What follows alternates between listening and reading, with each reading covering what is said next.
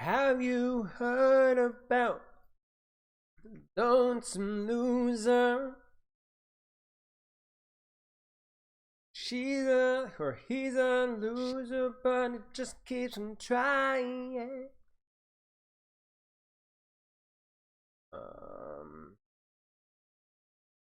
Ink busting.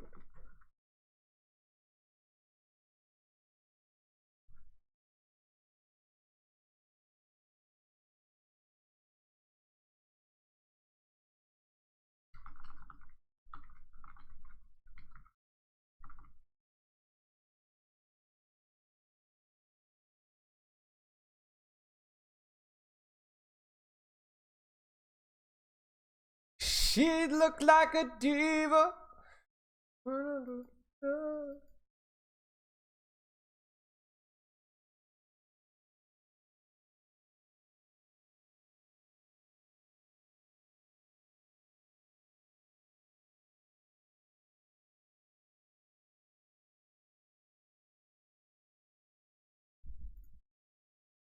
Yo, Alan. What's up, Rashi?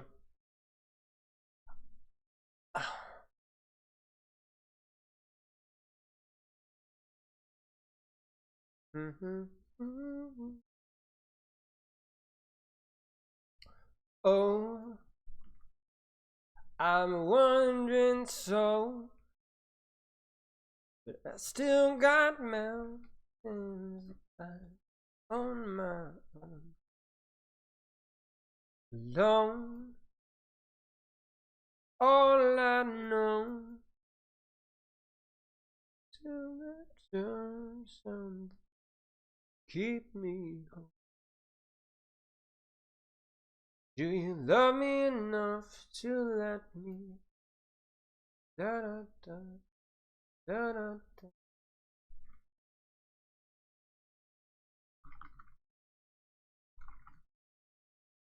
Do you love me enough to let me go and let me fall for you?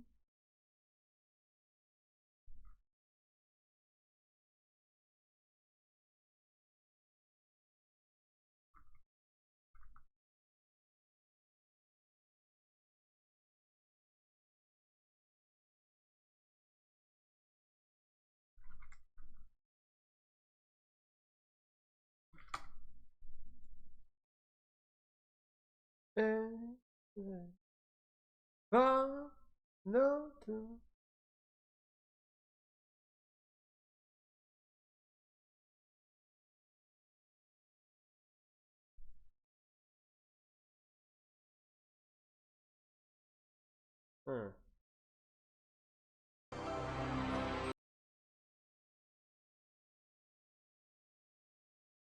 Hey, Dragonfly. How's the tiredness? Better. I had restless legs so bad the other night. Not last night, but the night before last. I slept till like 5 a.m., 5:30, and then I was cooked. That was it. I had to get up. So I was exhausted all day yesterday, but it was a very productive day because I got off to a really early start.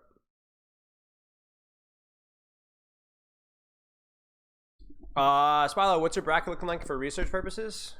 I don't know, actually. I haven't really done a bracket. I only did it. I don't know. I don't do the pick'ems things. I probably should just for fun, but how's your day been? Pretty good, actually. RRT, thanks for the sub, man. I appreciate it. Hey, Domsky. We're ready to get rolling here. Okay, so we have a VOD review, and then we have a lot of like etc. fun things tonight. I might have a collab tonight. That will be fun. That will be happening off stream though. But yeah. Here at the beginning for once, look at me being semi-punctual. Welcome to the club. Actually, I'm not semi-punctual. Not today. I had another freaking no-show. We got to get my new website situated. I had another no-show today. So kind of a tragedy. But okay. Collab, yes, collab. We have the tank. You know what I should. We have the tank thing tonight, or not tonight. This weekend. That'll be fun. You get cardio, weightlifting, and yoga done? You see, I'm the opposite. If I don't get enough sleep, when I get more time, oh, I see, Farashi. Yeah, that's awesome. What time is it in A right now? East Coast, 3:30 p.m. or 15:30. Okay, Domsky, let's take a quick look at your form and then let's get started here. Masters, no, that's the wrong one. Masters 2, GM 3, GM 1, and 2 alts got top 500 support, but I can't get on my main no matter what. I struggle with imposter syndrome quite a bit because you're bad, and that often gets me to during the scrim. I don't have my own team, so I mostly just ring mostly let my team down so I never get invited. Wait, I let your team down so I never get invited again. Should I scrim below my rank? Possibly? Yeah, I mean, so, like...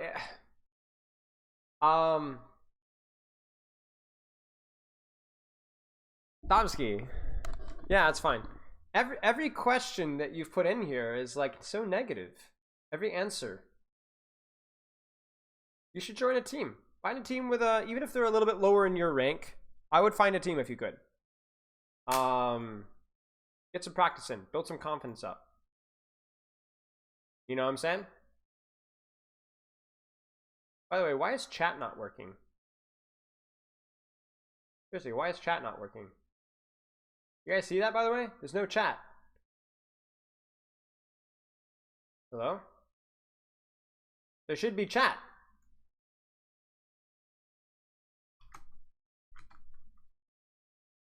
I can't even type in my own. Oh, there he goes.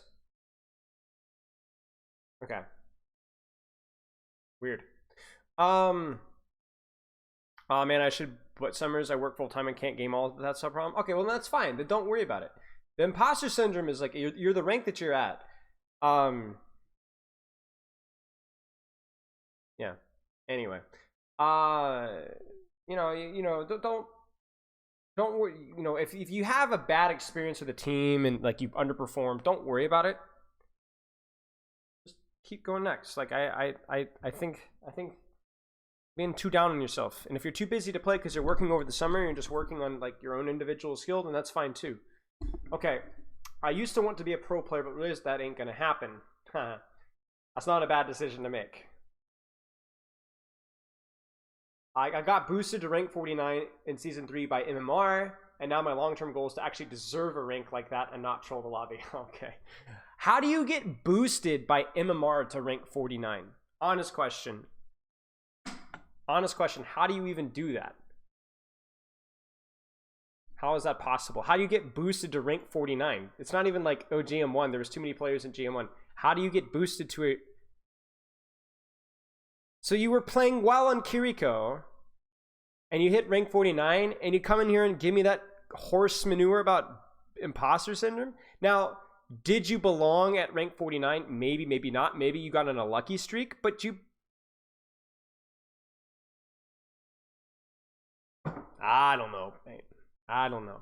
Here's the thing. Your peak and your gutter, your skill is somewhere in between.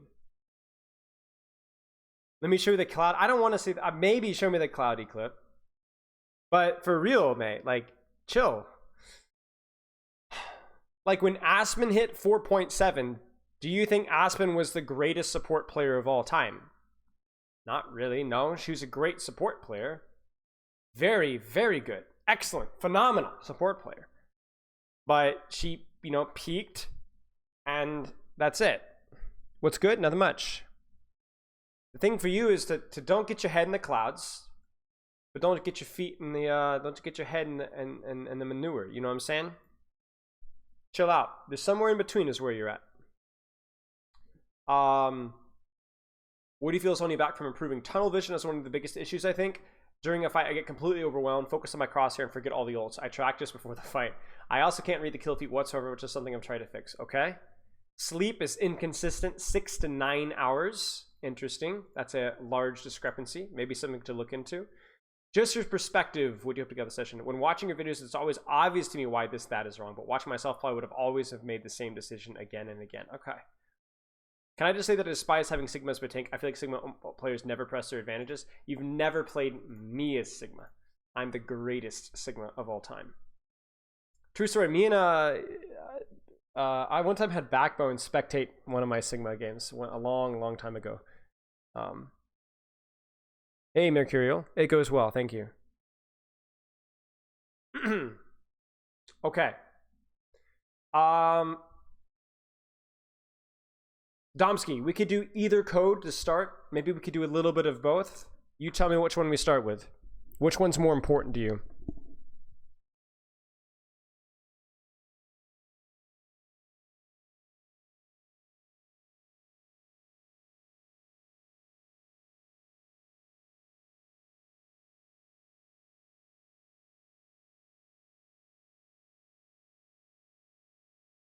Brig might be more important? Okay. We'll go zoomity zoom zoom, zoomity zoom zoom, zoomity zoom zoom through the code. True story, yesterday, I was playing a Sigma game trying to demonstrate a concept so that I could send it to one of my coaching students about how to play Sigma into Brawl. And so I just loaded into quick play game and I typed in match chat, yo, can you play Ryan or Ram or something? And my mate was like, yeah, I'll go Ryan. I was like, all right, I'm gonna limit test on Sigma. We lost the game, but I checked the final stats. Guys, true story. I had triple the damage of our DPS. Any of our DPS. The matchmaking in quick play is so bad. I was like, I'm pretty sure my DPS were like plat or gold. Oh, this is so bad. And I didn't even demand like any healing the entire game. Okay.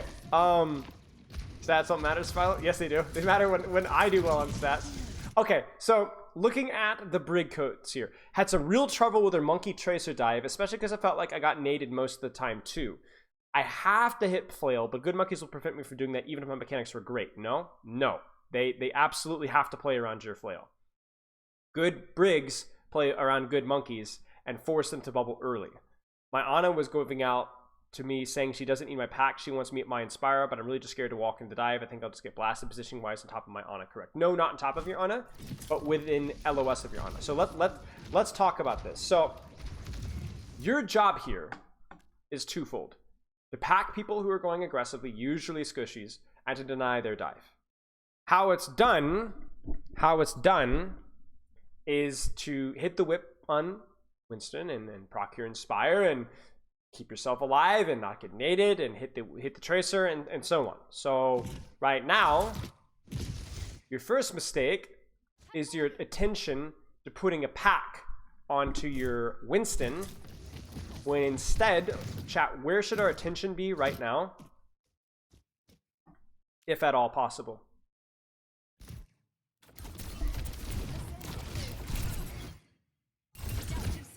Engaged. The echo needs pack, right? You need to not be reacting to the echo being packed. You need to expect the echo to need pack, and the same thing goes with tracer. You need to not be looking at your Winston. You need to be looking at your DPS as they walk forward, and or be looking here so that happens. Well done. I just wouldn't let my shield break. It's not worth letting your shield break. Because you still need the sucker for bash. Good. Happens. I'm just more annoyed that we were not in a position to look or pack our Echo or Tracer on the initial dive. Obviously you can block Tracer Pulse Bomb, but not a totally unreasonable fight. We need to update rank here, actually, because this is not bronze. There you go. Hello. Nice. Now, chat, do we need to be with our Ana?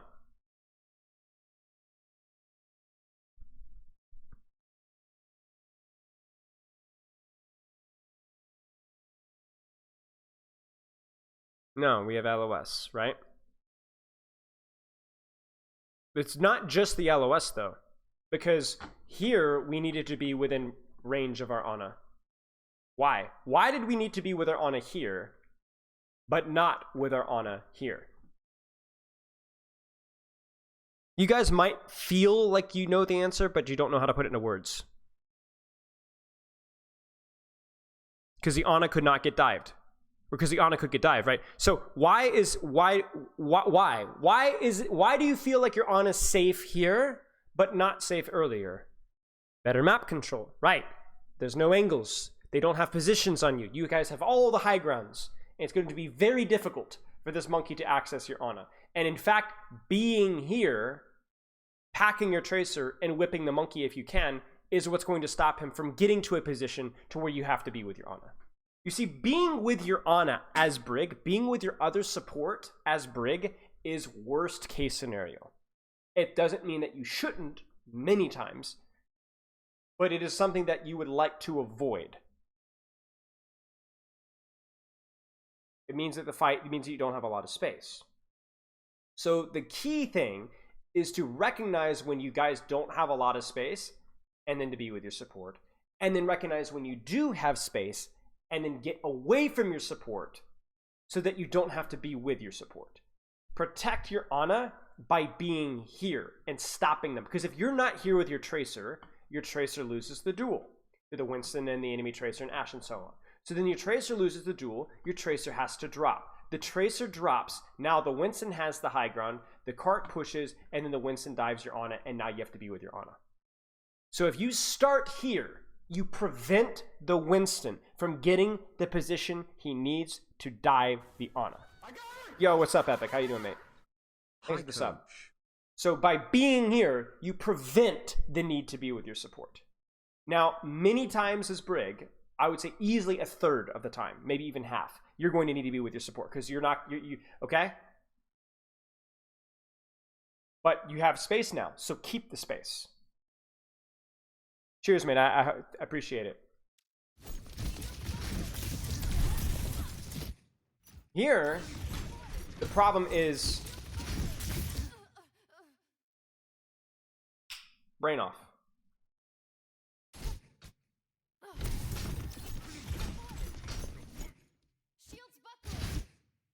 You have to be looking for this. You cannot lose this Winston. You cannot lose this tracer. We talk about tunnel vision. Tunnel vision is not a bad thing if you're tunneling on the best thing given the circumstance of the fight. Right now, it's Winston and Tracer. You notice this Winston doesn't even try to dive your Ana? Why? He knows it's pointless. It's too far away. He can't make it. You're going to just pack her and he's going to die. So it goes for you first. But because you don't have your whip, you've now lost the space. Now, it's not the end of the world, but that in combination with the anti-nade is what kills you. Now, the anti-nade is crazy. Do you guys want to see where this anti-nade comes from? Check this out.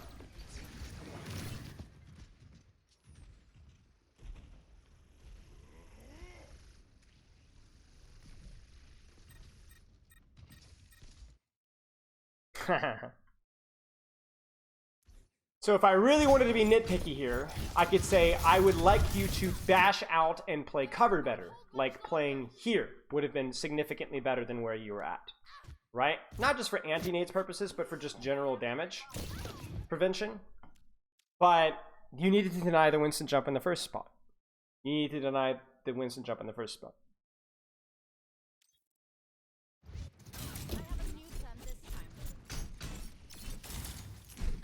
Deny the space. Focus on the Winston. Hit the Tracer. Unfortunate.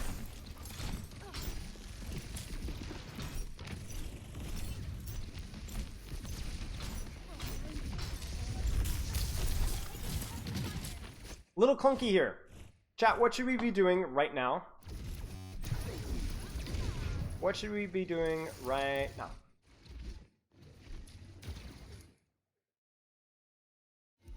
Checking flanks, high ground. We don't really have the opportunity to go high ground. This is too close.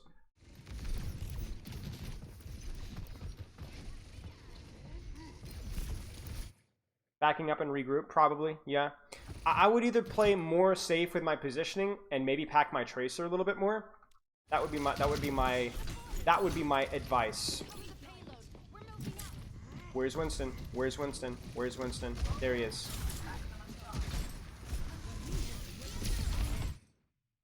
Maximum charge.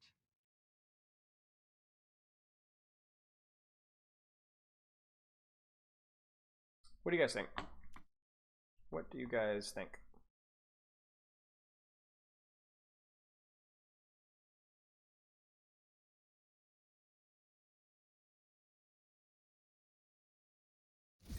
So first mistake is,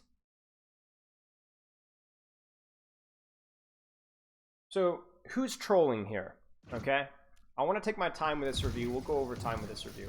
Who's trolling?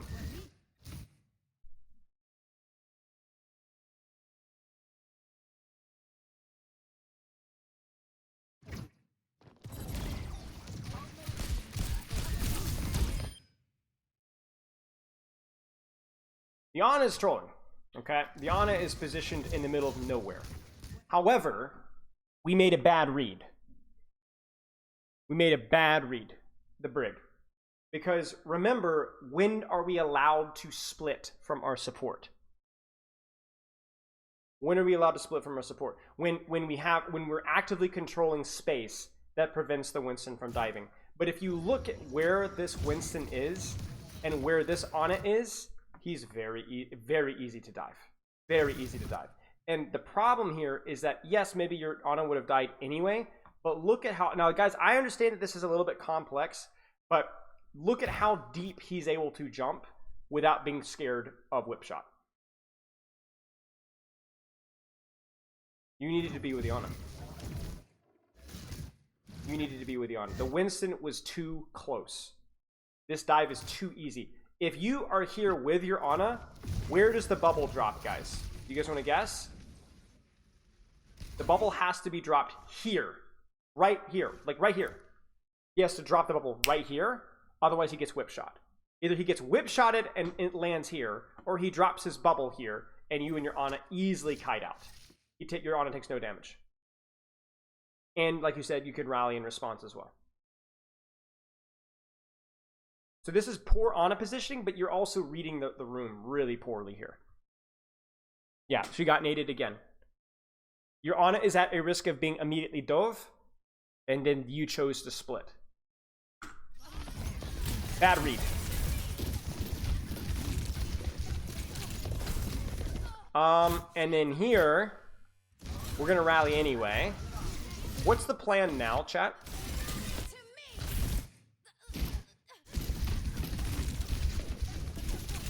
I mean, we have to find something, right? We have to trade, right? We have to find a squishy. I don't care if it's Tracer. I don't care what it is. Like, once you're in here, you need to find this Tracer. You need to get on. This Tracer sitting inside of you, and you're just too slow to respond. So I don't think the rally was too unreasonable. I've noticed that I can ult track between fights, but not expect their plan. Well, the thing is, Domsky, is it's even if with, okay, like if we go back to this fight, even without Nano, this is still bad positioning. Because with just a Winston jump here, this guy's going to force nade and sleep dart and packs. You know, he didn't need Nano to jump here.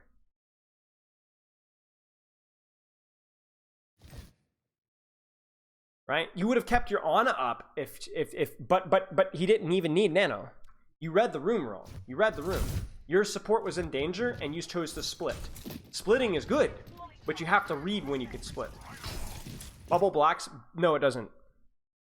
It doesn't. No.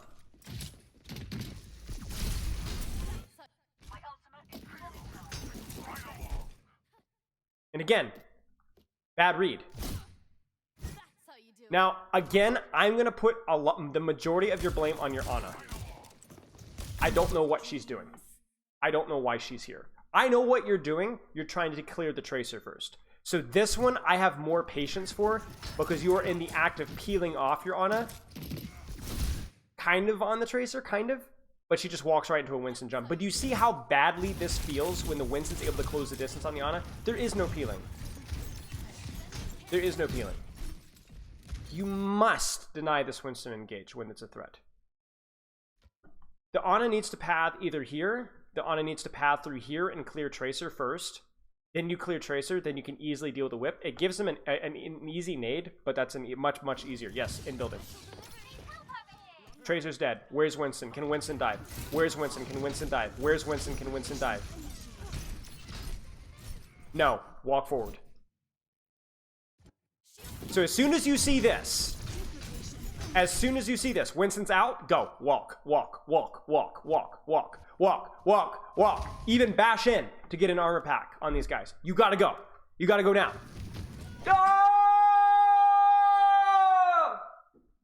Okay. This is what we're talking about. You throw 2 fights by not being stacked on your Ana when she was at a threat of being Winston. Then as soon as their Winston jumps out, you don't split from your Ana, and you needed to. You needed to bash and pack. You needed to split from your Ana to win this fight, and you didn't. You see, this is not like, this is not a complicated issue. And then now what do we need to be concerned about, ladies and gentlemen? Do you see it? Do you see it? Bum, bum, bum, ba-da. Now, I get it. At this point, there's no way that you could just like teleport into the air. Like, imagine if you could bash into the sky. It's pretty. Okay, you can't do that. But maybe walk forward and try and hit a whip on this guy. Maybe dislodge him. I don't know. So this is okay.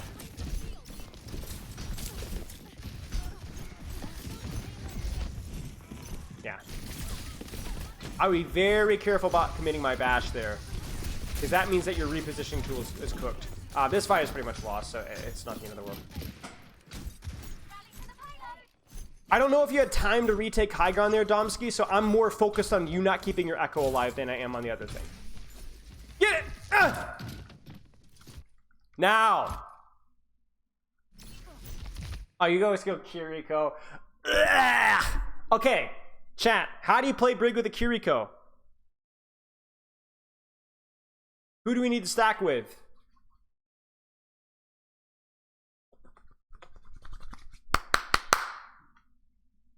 DPS, right. Not even, it's kind of a trick question. The answer is you don't really need to stack with anybody.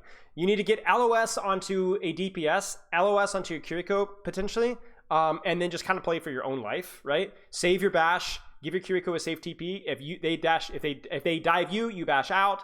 If they dive your Kiri, she TPs to you, and you just can kind of establish an off angle where your Kiriko can pocket your Tracer, and you could pocket your Genji, right? That's the kind of mindset here. Yeah, like you can kind of just like exist here, do your own thing. I wouldn't be bashing here. You're smoking crack. Yeah. Again, you lose track of the Winston, right? So he's able to walk on you, and then instead of whipping, you bash in. You're unable to get him. You're unable to get the whip, and then you're cooked. You need to play your life there. Like when you're playing Kiri Brig, the Brig is now the dive target, so you need to pack your DPS, proactively control space, and save bash for yourself. Right?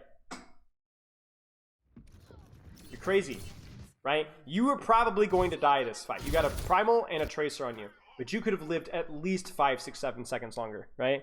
Trying to bash past them, but I wouldn't be bashing past them, right? First off, don't lose track of Winston. Prevention's worth a pound of cure, right? Don't lose track of Winston. Right here, here's your whip shot. Here's the Winston. My man gets bashed off, and he has to pop his primal immediately. Okay, you messed it up. Where do we go? Yeah, I'd say the other way too. I'd say out this direction, maybe towards cover, towards closer to your supports, right? Now I'm being tough on you, but you should be encouraged by this. At least from your Brig play, the issues are not complicated. They're not complicated. There's nothing complicated about what we're saying here. I wouldn't say they're easy fixes, but it's simple. Recognize when your support or you are a prime dive opportunity, and recognize when you can split. That's all.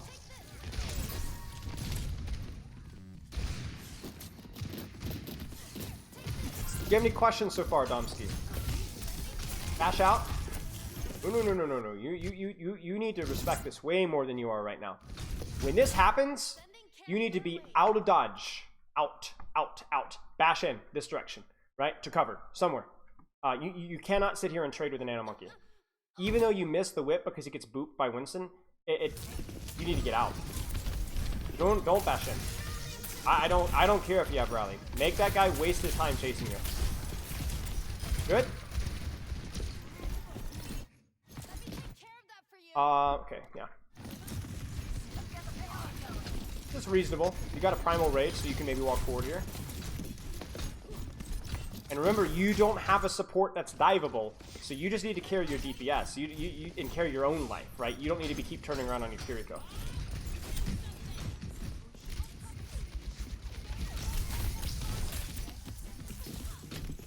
Good. The key thing here is this.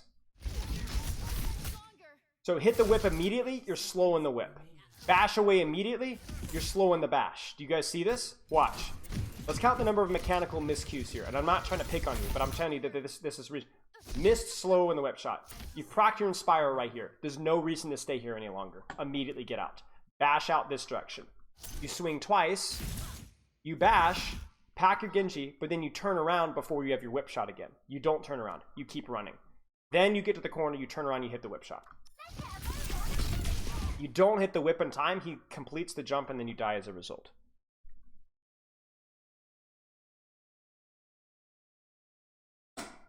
Bronze. I think bronze is good. Oh, look at the bottom left. If you're ever concerned about your HP, the HP, what, my brain just doesn't work. If you're ever concerned about like the rank, just check the bottom left. I did see the new rank soon. It looks pretty cool.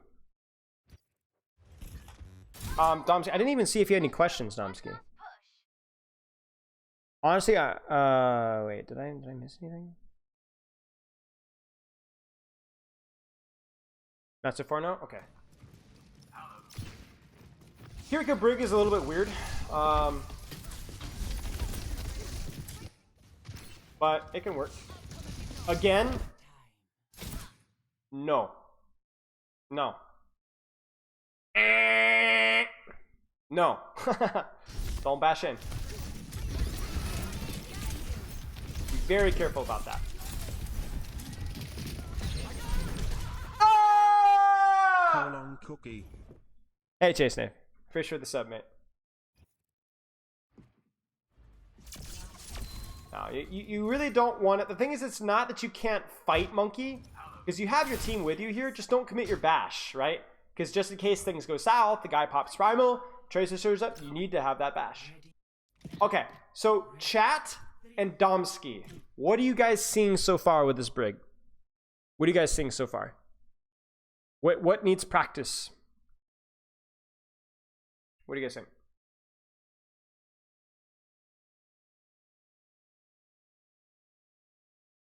Losing track of Monkey. Yes. Losing track of Monkey.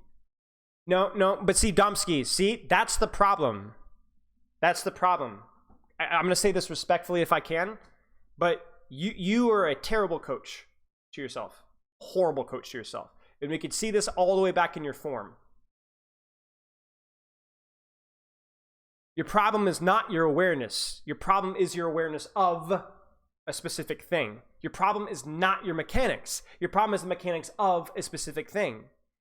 You need to be specific about those things. Right? Let's put it this way. If you don't take good care of yourself and you don't have a lot of self-confidence or whatever, like let's say you just get up and you don't comb your hair, you don't brush, you don't shower, you don't lift weights, you don't walk, you don't run, you don't do yoga, you don't even change clothes. The problem is not that you're an ugly human being. The problem is that you don't freaking comb your hair. I know it's ironic of me saying that, so please disregard that. That's the problem. Don't sit there and be like, oh, I'm just trash, or I'm ugly, or I can't do that. I know it's not. I know I'm getting I'm trying to make an analogy here, okay? Bear with me. The problem is not your mechanics. The problem is not your awareness. The problem is not your speed. The problem is your awareness of where the monkey is. The problem is the awareness of whether I need to be with my support or whether I don't need to be with my support. The problem is the bash mechanics when I need to be bashing in, or oh no, I'm now the target party number one. I need not to be the one bashing in. So stop broadly painting yourself as a crappy player, because not only is that you know, insulting, but it's also inaccurate, and it's also not helpful either. Better attention to positioning with or without support depending on enemy tank, sure. Deciding about when you can split from your support based off of the threat of dive to your support. Okay?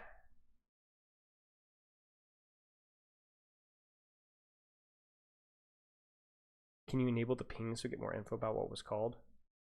What does that mean? What does it mean? All right. So we're not done yet. We're going to finish out this defense before I type you out some notes, but we're going to be very specific about what you need to practice. You see, it's the typical bronze answer, with all due respect, to say, oh, my awareness is bad. Shut up, moron. What about your awareness is bad? What are you not aware of? Oh, enable the pings? How do I do that? Are they enabled?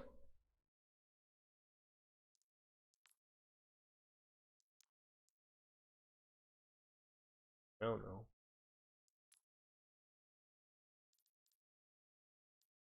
They definitely were? Okay.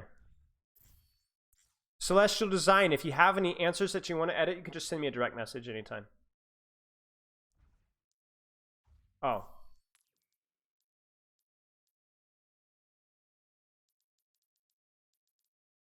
Yeah, they're on. Maybe not the ping sound effects, because they get a little bit distracting. Yeah, you're welcome. Right now, we are kind of, I wouldn't say trolling with our positioning, but we're not positioned optimally. Why? What's the question that we should be asking ourselves when we're positioning with our support, or this far over? Is our Ana at a risk of being dove and killed right now? Right, and see, that's the thing, Domsky. You're so scared of Monkey that you play here, but the problem wasn't that the Monkey was outplaying you. The problem was that you weren't paying attention to when the Monkey was actually a threat or when it was not, and you were screwing up your bash escapes. Right? So the problem isn't that, and now you're making the same mistake. You're not going to be supporting your DPS well enough. You're not going to be denying the Monkey well enough. The irony here is that by giving this Monkey this amount of respect, you're confirming that he's going to get the dive that he wants. So our Ana is safe right now. So hold aggressively, split. Be careful of Echo, right? But you've earned the right to hold here because of the space that you control. Your Winston's going to lose this trade because you're not there, which then is going to allow your Ana to be dove. Right? You're operating at a fundamental disadvantage right now, even though you have map control.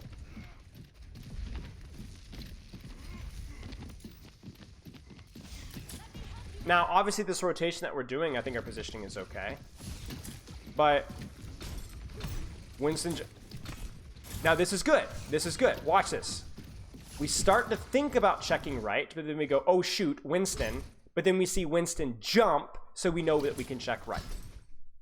I don't know if that was on purpose, but I like the little bit of thought process that we're going through here. Even means that we can use our bash to quickly reposition because we don't need to.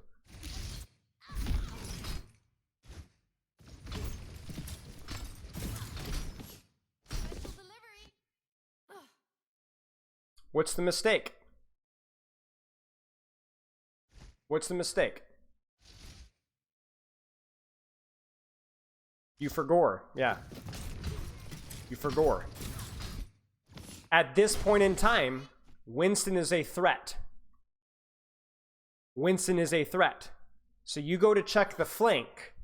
And I understand why you check the flank. I'm not flaming the checking the flank. But right now, it's not the biggest priority. Here's what it is, okay? Wait, the house is on fire? Hang on, hang on. I'm not going to put out the fire or call the police because you know what? The yard has not been mowed. I mean, I've called the lawn company for weeks and they won't answer the call. I don't know what's going on. It's overgrown. There's freaking wasps and there's ant piles. Like, I don't know what's going on here. So call the fire department? No, because I got weeds in the front yard.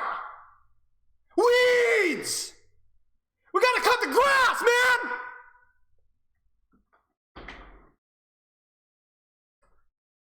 It's good to cut your grass, but it's not a priority right now. Hit the monkey is like, obviously here, the anti-nade is huge again. Is this fight winnable if you hit the web shot? I don't freaking know, but that's your problem. Do your job. There's just no way that this can happen. And then you die to the flank anyway. Aha! See? Know your hero's strengths.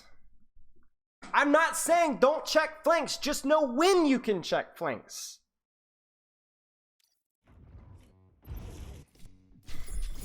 So you give up space to the monkey in the first place, and then you die to the monkey anyway.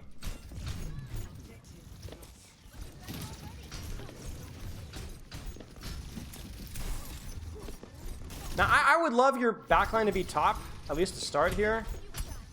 Thank you.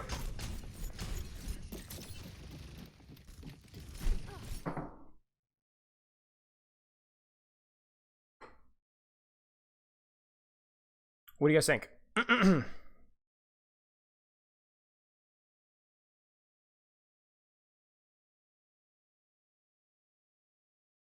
What do you guys think?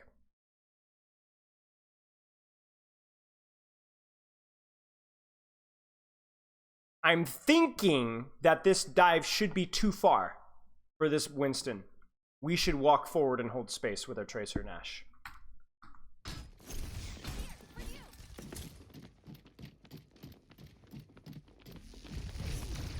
Now we need to be with our Ana.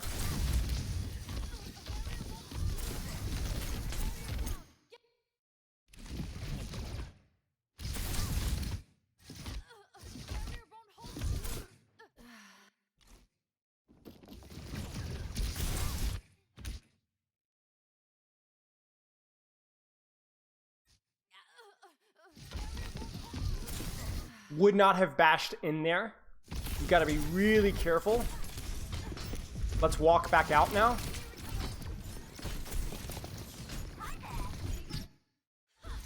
Ah! Oh, no. Ah!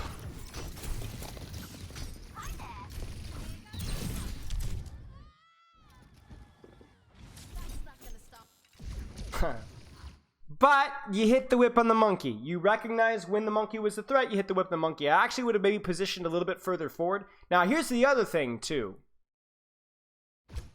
You guys want to get super esoteric? All right. What do you guys think? Domsky, do you think Domsky can handle it, y'all? Do you think Domsky can handle the super deep stuff? All right. Maybe.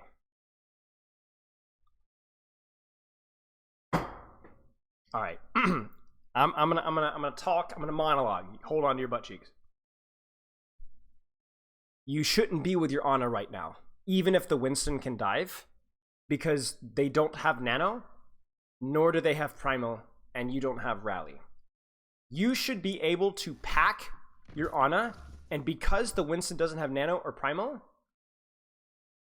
he's not a threat to your Ana. So then you should be able to leave your Ana, pack your Ana, let her deal with the Winston, and you stay forward here. And what this does is this allows you to hold space on your Ashe right here. Pack your Ana as necessary, who's, by the way, totally fine. Have you noticed this, by the way? And then get the kill on this Echo, keep your Ashe alive, and so on. And then as the fight devolves, maybe then go back. Right. Now, here's the other thing I will say. This is especially the case because where is the Tracer on the enemy team?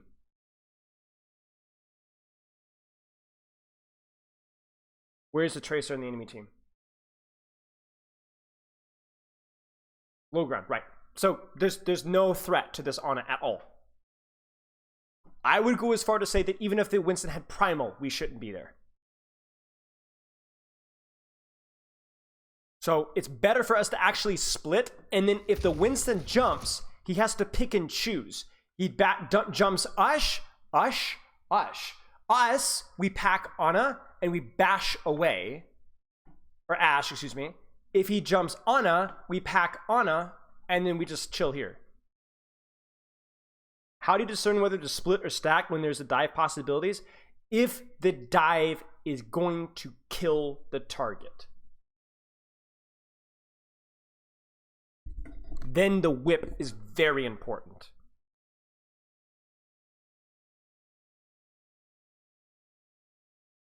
Right now, there is no cut, no nano, no primal.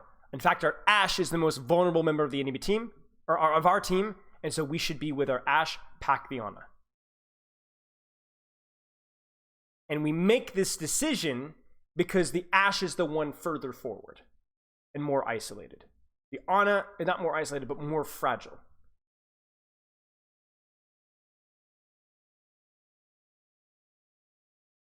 It's obvious because we're taking our time to break this down.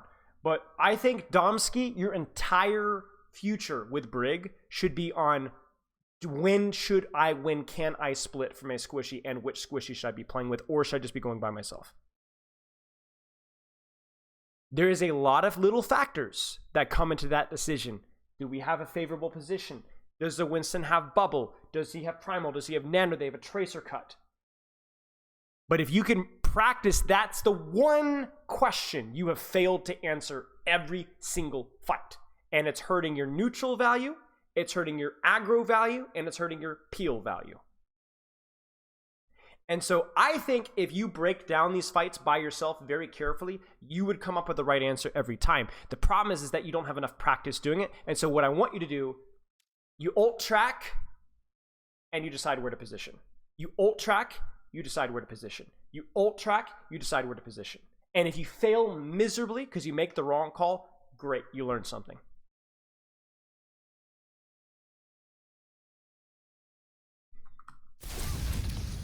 You made the wrong read. You made the wrong read. So while we're hooting and hollering about you accidentally bashing into a pulse bomb, that's not really the issue here. You know? It's a mechanical goof up a little bit. It happens. It's honestly not the end of the world. But that's not what really concerns me. Does that make sense? Chat, does that make sense?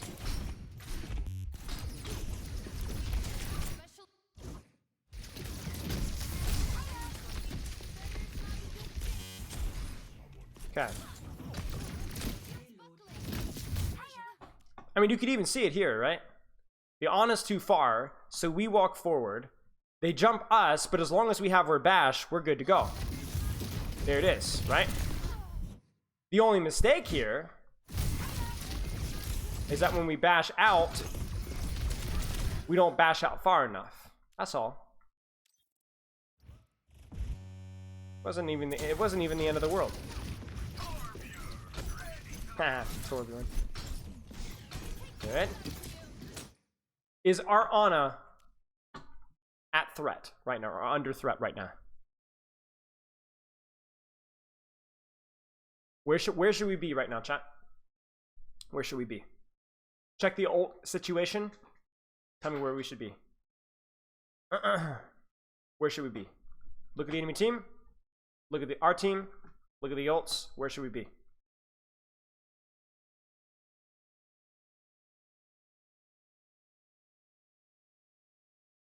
No nano, no primal.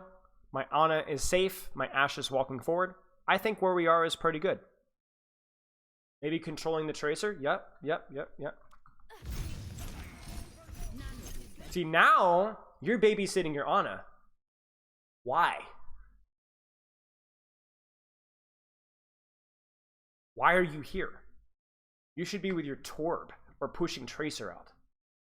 There's no threat to your Ana. I mean, be within LOS so that you can pack her, but you don't need to be on her. The threat isn't from Winston right now. Good. Get her. Yes. There she goes. There goes my hero. Uh-oh. Good. Walk, walk, walk. Even seeing something like Winston Bubble should be prompting you to walk. Overwatch highlights. Part of his. There's an Overwatch highlights channel. Read the ults. Where should we be? There goes my hero. Watch man. Where should it be? Where should it be?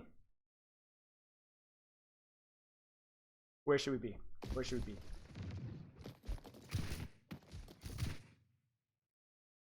Yeah, maybe a little bit more conservative here. A little bit more conservative. And I understand that there's a lot of factors that we've talked about. You're not going to be able to read the situation perfectly, right? Just factor in some of the decisions and see if you could, like, okay, they have Nano Monkey, I play a little bit more defensively. That's already better than what we're doing right now. So do not let that Winston get the engage that he wants. You can walk forward here as long as you have LOS on their Winston.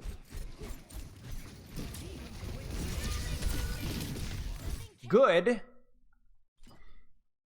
But what's the mistake, ladies and gentlemen? What's the mistake here? Can you guys spot it? Positioning is fine. What's the mistake?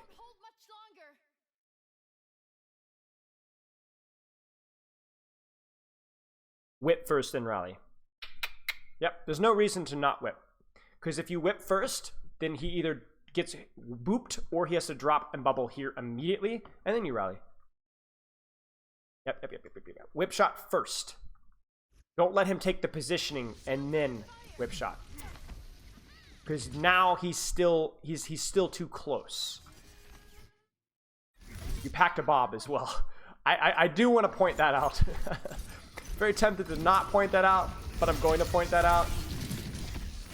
And then here, I will say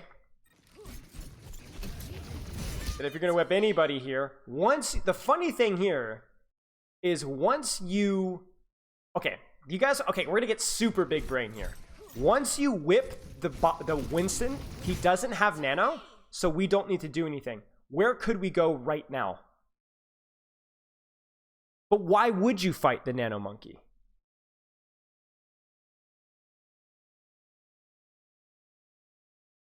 Why would you fight the Nano Monkey? Look at what's happening on your screen. Yes, you've hit the whip. Your backline's safe. This guy doesn't have jump for 3 whole stinking seconds. So you might either rotate to be with here, or you could also literally bash in and trade with the Torp. You didn't see that, but you should expect that. You hit the whip, periphery's open. What's going on here, right? Now, I would understand if you stay with your backline because he hasn't used bubble yet. But why focus on monkey here when there are other things to do?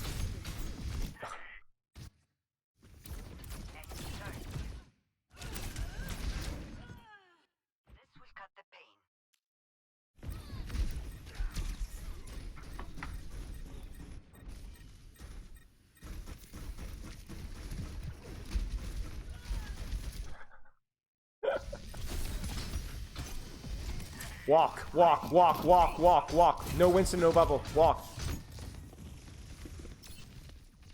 Primal Rage. Copy Echo coming up soon. But Winston's out, so you can check.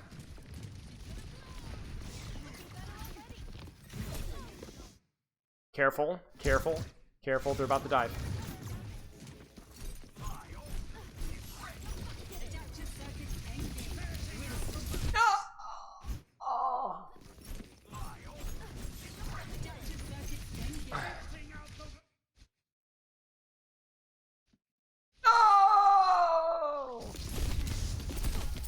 Good job not bashing.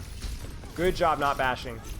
If you're gonna ah! You did a fine job here besides missing the whip. But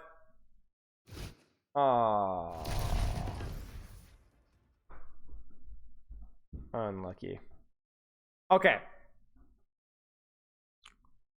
Yeah, it's all right. It's all right. It's all right. All right. So, what do you need to practice? Now we've wrapped it all up in a tiny little bow. What do you need to practice? We talked about a lot of things. What skills? Don't say awareness. Don't, you know now. Be specific. Give yourself something specific to work on. Chat, you can chime in too if you got thoughts. I'm curious. Look at monkey. But before every fight, where can I, should I position is my squishy under threat with the ults space we control? Then position accordingly from that information. Mid-fight, keep track of monkey. Is he a dive threat? Bubble, jump, position, space. Then don't forget him. If not, take an angle, help someone up. Basically knowing when you can split and knowing when you can't. And making that decision based off of the ult. And this is the best part about it, is as the ult tracker, you should have pretty much all the information that you need to know before the fight even starts. Now, a lot of crazy stuff happens mid-fight, which is hard to track even at a top 500 level. But you can make it easier for yourself by actually thinking about this pre-fight. Ult track, immediately think pre-fight about what you need to be doing. Based off of the ult track and based off of the plan.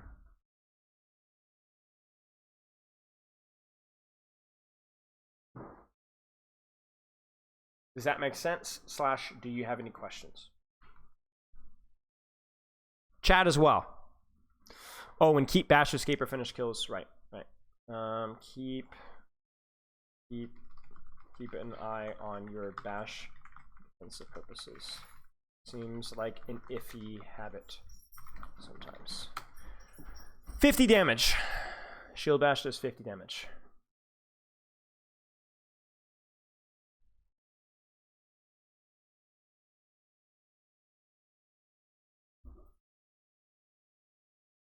Drive safe. 200 damage, yes. One shot all squishies.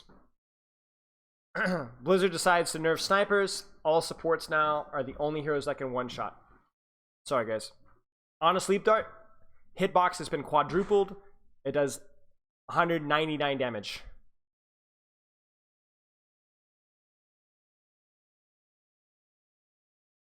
I'll add one more thing. Always think about the current state of the fight and what resources the diver characters have or don't. Right. The push-pull of how you position as Brig is dependent on whether that Winston is on the way out or on the way in. Yeah, for sure. Should I be swinging more, looking to do more damage? Yeah, I mean, if it's free, if there's nothing else to be doing and you're not at a punishable HP, then yes. Amari Pepper cameo? Pepper just left. Amari! I think Amari's asleep. Maybe Grimby will be here. Grim! Hang on. Grimby! Grimby, come here. Come here. Grim, come here. He's watching outside. Hang on. Come here. Hi. Oh. Here you go. Hang on. Not Amari or Pepper, but it's alright.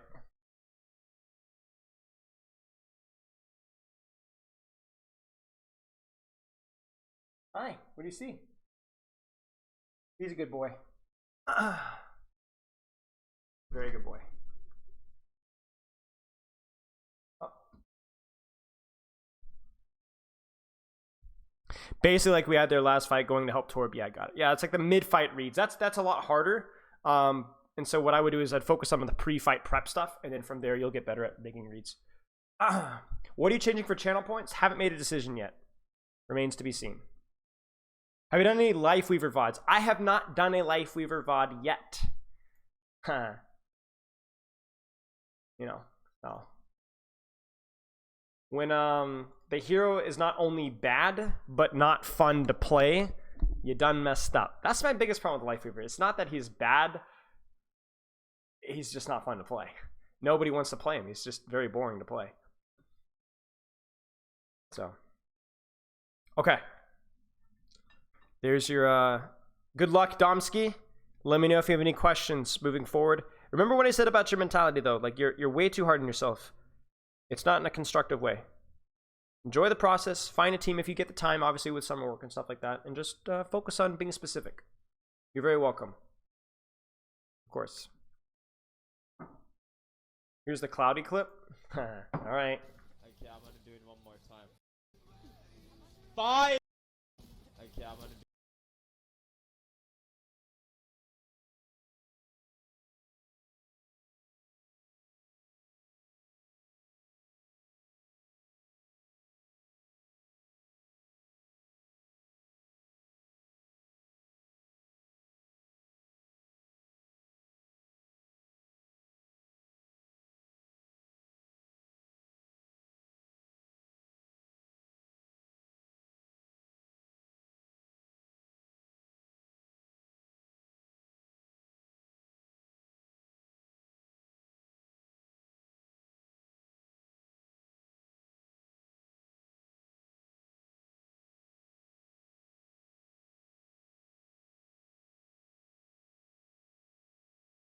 Domsky missed all those shots. Anyone want to guess why Domsky missed those shots?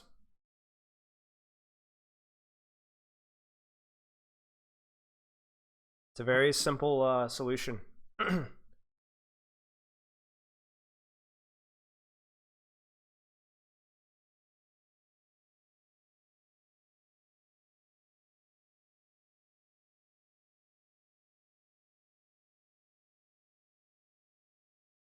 You know, Domsky, we already know why you missed those shots because you freaking told us why in your forum. Here's why. This is why. You see me? This is why. This is why you missed the shots. You miss one shot, you're like, oh crap, two shots? Okay. That's what starts happening. So yeah, Cloudy's strafing, but the hitbox doesn't matter. Chill. Chill, bro. If you miss a shot as Ana, just chill. You're good. Even take like a half a second and re-aim. You snowballed. This happens all the time. You guys know how it is. You miss one shot, you start panicking, you start spamming and mashing. Just chill. That's all. We already know why you missed those shots because you've already showcased yourself to be somebody that kind of like freaks out. It is pretty funny though, yes. Mouse smash, yeah, exactly, mouse smash. All right. You guys ready?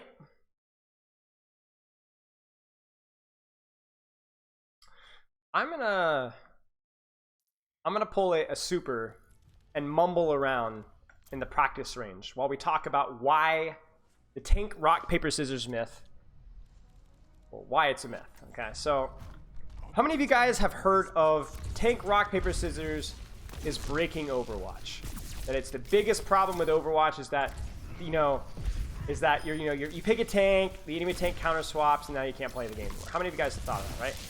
I think everyone's heard of that. I've heard of that from even some well-known content creators, some big coaches, all that kind of stuff.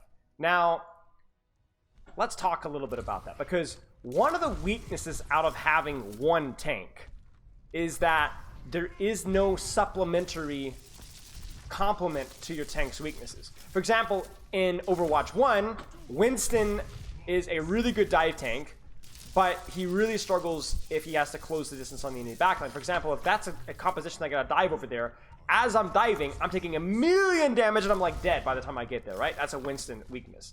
Now there's ways of compensating that and playing around that, of course, but in Overwatch 2, you'd have a bubble to help you close the distance. You would have Matrix to help you close the distance. If I'm playing Orisa, the weakness of Orisa is that she's very strong frontline presence from range, but she's terrible in controlling off angles, right? She's very fragile to flanks. Well, that's why you play Orisa Diva or Orisa Sigma or something along those lines, whether it was a brawl comp or a spam comp to kind of control off angles for you to complement your strengths and your weaknesses. For Diva, really strong at dueling DPS, but not very strong engaged presence. So you had these things that complemented their weaknesses. And so that was lost in Overwatch 1, okay? Now, In Overwatch 2, you now have tanks that don't have that second tank to complement their weaknesses. And so what you've introduced is the equivalent of a rock, paper, scissors, where my tank's weaknesses are countered by your tank's strengths, because I'm playing Winston into an Orisa who is shooting me before I can even dive. And then as I dive, she harpoons me, stuns me, and then I'm dead. Or maybe even she boops me away out of my bubble so I get spammed. And there's no Zarya bubble. There's no Diva Matrix to stop that from happening. And if I'm playing Orisa as a brawl character, I don't have the capability to close the distance to brawl with people because I don't have a, like the Winston, I don't have a Zarya bubble. I don't have a defense matrix. If I'm playing Sigma, or let's say I'm playing Reinhardt, I need the same thing. I need something to help me close the distance, but I don't have it anymore. If I'm playing, oh, I don't know, Doomfist, okay? And I create a ton of space in the backline, but then their Junker Queen just freaking shouts, and it's over. It's just cooked. Like, she just completely countered my entire engage, right? That's what's being said. Now, let's talk about the little things. One thing that Overwatch 2 did is they gave a lot of the more, I wouldn't say one-dimensional, but like more, for lack of a better term, myopic. Very simple, one-directional, single-visioned tanks. They gave them more utility in how they did that.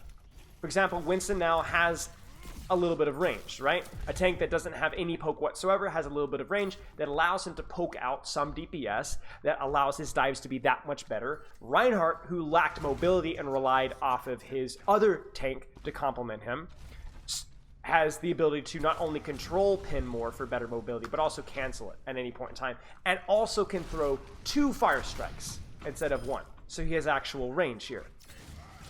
A hero like Diva, while still has trouble engaging, now has, much to my chagrin, more HP and more matrix to enable her own plays and to do what she does better. Heck, even a hero like Orisa, which I feel like still needs a lot of work, one of the weaker points on tank, at least has some form of speed.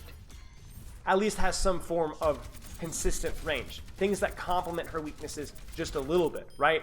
What Doomfist lacks and HP, he makes up for in mobility and being able to close the distance. And what makes Zarya lacks for in the ability to enable a tank, now she can enable herself even more, right? And so what Overwatch 2 development did is they essentially added tank utility for the most part across the board that covered the weaknesses of each and every tank so that they're more flexible in their matchups, all right? But that's not even my main point. You see, why all of this that I'm saying is total garbage is because you notice something that we haven't talked about. You pick Orisa, you counter Doomfist. You pick Doomfist, you counter, I don't know, Winston. You pick Zarya, then they can't play Diva. Is that the other roles? Right. So much of the tank, rock, paper, scissors, moronic behavior in terms that it comes to that is because everybody is only focused on the tank versus the tank. And they don't think about the map and they don't think about the compositional matchup. This is a classic plat check. Guys, does Diva get countered by Zarya? And if you're in plat, I'm kind of joking here, but they're like, well, yeah, right? Because if you stand here and shoot at each other, the Zarya just beams you down and you can't matrix it. But the question is why are you standing in front of the Zarya? Why are you trading with the Zarya? Your strength is not to shoot her. Your strength is your mobility, whereas Zarya has next to none. Avoid her, trade backlines, something that Zarya cannot do. And this happens all the time. If I'm playing Doomfist and I'm struggling with Junker Queen. Now, I get it. Junker Queen is strong right now. So she's so strong that or even her weaknesses aren't that bad. But at least in theory, if I'm playing Doomfist into Junker Queen, yes, I'm going to struggle a little bit. But also, why am I worrying about the Junker Queen? Who cares? Why am I concerned about the Junker Queen? In fact, if you want to look at the real tank counters, If you want to look at the real tank counters, you guys want to talk about a real tank counter? You know what the best counter to Orisa is? Zarya. Why is the best Zarya? Why is Zarya the best counter to Orisa?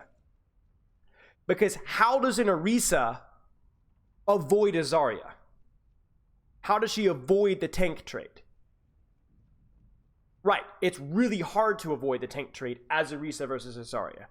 And that's why the counter feels very ugly. Now, there are ways to play around it, and that's the other thing, that people don't like to adapt their playstyle and figure out solutions. They're too willing to complain, but it's more understandable. And you guys remember me talking with Boger, right? What's the best Winston counter in the game? What's the best Winston counter in the game? In terms of tanks. Or even, right? It's Diva, not Bastion, not Reaper. You can avoid Bastion and Reaper. You can avoid the bad matchup and still find value. That's the whole point. But Diva matches his ability to avoid her and says, no, you can't ignore me. I'm going to match you and I'm going to shoot you. Right? Now, even with Diva, even with that rock, paper, scissors, what's the problem with Diva mobility? You heard me right. The problem with Diva mobility. Diva has a big downside with her mobility. Can you guys guess what it is? You're so much slower than Winston. So Winston technically can access your backline or a squishy, and you're sitting there like chugga, chugga, chugga, chugga, chugga, chugga, chugga, but it's too late. The Winston's already got value. So if you play really smart as Winston, you can a lot of times avoid Diva on your engages, or at least make her very late to the party. The other thing that happens with the tank rock, paper, scissors that people fail is the psychological aspect of it. I saw SVB's 7 Days to Learn Doomfist, and I really enjoy that series. It's very entertaining, very educational, highly recommend. However, one of the moments that I really did not enjoy in this series was when he picked Doomfist and proceeded to use that as a springboard to kind of talk about how like the tank counters in the game are too easy. I will agree with this. Here's your catchphrase, okay? When it comes to countering, it is too easy to counter in the tank trade right now. I agree with that. I think if you look at the quote-unquote high skiller heroes versus heroes like Junker Queen that can kind of exist and just get too much value, there's a balance problem for sure. However, you need to adapt if you want to play Doomfist into counters. And that's something that most players are unable or unwilling to do. And the reason why that is because number one, it's hard. And here's the second reason. You guys want to get the psychology of this? If I am playing Doomfist into a Rissa, Sombra, Moira, Brig, I don't know. Where does my value come from? Where does my value come from as Doomfist into that composition? If they are playing to hard focus me and hard counter me, and every time I engage, where does my value come from? Forcing shifts, nothing else. Right. Your entire value is through staying alive, baiting attention, forcing shifts, off angles, bait their cooldowns, right? And that's the problem, is people don't like that. If I'm playing Doomfist, I want to kill him, man! I want to get in there and punch your teeth in! Yeah! Right? It's not fun going in there and baiting cooldowns. So what happens is then when they hard counter me, do people adjust? No. Because either they're too unintelligent or too unexperienced to do so, or inexperienced, or they just don't want to. I'm not going to do that. I'm going to force the trying to get kills because that's the funnest thing to do.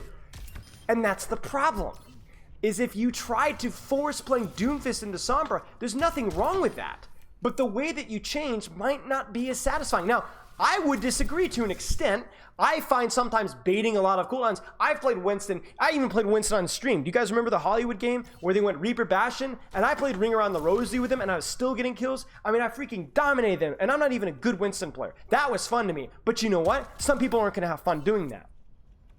And they're not going to be happy about that. They're going to want to show up, play the game on the hero that they want to, play it the exact same way with the exact same value, and they want to get rewards. So when you talk about why the tank rock, paper, scissors is a myth, there's number one, because you shouldn't be focusing on the tank rock, paper, scissors 90% of the time. If I'm playing on Watch Point Gibraltar with all the high ground in the world, why am I sitting on cart and trading with a Zarya? Why? And yet that happens at almost every rank. But number two, when people go to counter you in the rock, paper, scissors, the fact that they first off swapped off of the hero that they wanted to play to counter you is great for your team. But you also need to be willing to change what you're doing to get value out of just existing or baiting or switching up your playstyle. And people don't want to do that, or they don't know how to do that. And that's the problem. Now, once again, I'm not saying that hard counters and some variation of rock, paper, scissors doesn't, because of course it exists to an extent. But saying that, oh, tank is just rock, paper, scissors is total garbage. Garbage. And it generally shows a lack of understanding of the map, of the matchups, an unwillingness to adapt, and an incapability to play the map, and also an incapability of focusing tank. Chat, how many VOD reviews have I done on tank, DPS, and support? And let's just say tank for now, and said, stop focusing the tank. You moron. 22. Okay. I swear it's almost everyone. Everyone. So when you get countered as a tank, and yet we still have people focusing tank, no wonder people think that it's a tank rock, paper, scissors. I don't know if it's leftovers from Overwatch 1 when tanks were squishier. I don't know if it's just because it's dopamine and it's easier to focus tank. I think that's definitely a large point of it. But it's the reason why people have so many problems, because when you say Zarya is countered by D.Va, or D.Va's countered by Zarya, it's because what do you think 90% of D.Va players are doing too much? They're focusing tank. So of course they're going to have issues. So what can you do? What can we do? Well, first things first, let's have a little bit of humility, and I'll show a little bit of, not disrespect, but call out the balance team a little bit. I think heroes like Orisa should have more dynamic, and maybe their existence shouldn't be as much of a counter. I think you can look at heroes like Junker Queen and being like, this was overtuned. If I play Winston really well, I can beat a Junker Queen, but it takes a disproportionate amount of skill to counter what Junker Queen can do by just existing. That's bad balance. So we can call that out when we see it.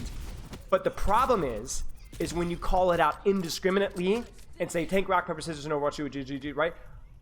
Yes, but only in very specific examples. When you paint with a broad brush, your feedback is bad and you make yourself look like an ass.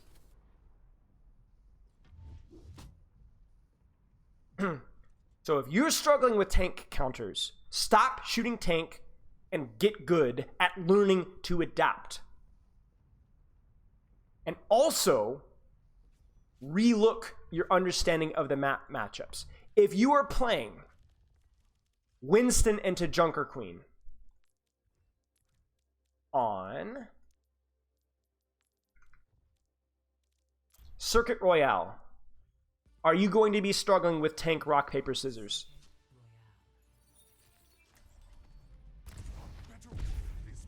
Yeah. At least a little bit. Maybe not on second point, but on first point, it's much harder to avoid the tank mirror because the map doesn't allow for me to play to my strengths. But then, ladies and gentlemen, is the problem the rock, paper, scissors of the matchup? Or is the problem the map? Right. It's not the matchup. It's not the rock, paper, scissors. It's the map, right? Junker Queen is better equipped for this map. And unless we want to destroy and make every hero only dynamic, no strengths at all, which, you know, maybe you could argue that, you know, Junker Queen is a little bit too strong at her niche and too weak out of it. But it's the map. It's not the matchup. And even then, if you were to force Winston on this, you could. But if you sit here and go, zap on the queen, y'all. Oh, I got, you know, well, duh. You gotta at least try something. You gotta at least adapt, bait them into here maybe. Okay, Junker Queen's pushing me. Now I jump backline back here. Maybe we play the off angle cover. Maybe we play more for second point than for first, right? So first point's a little bit of a wash, but second point I have the high ground. And even then there's still ways to adapt.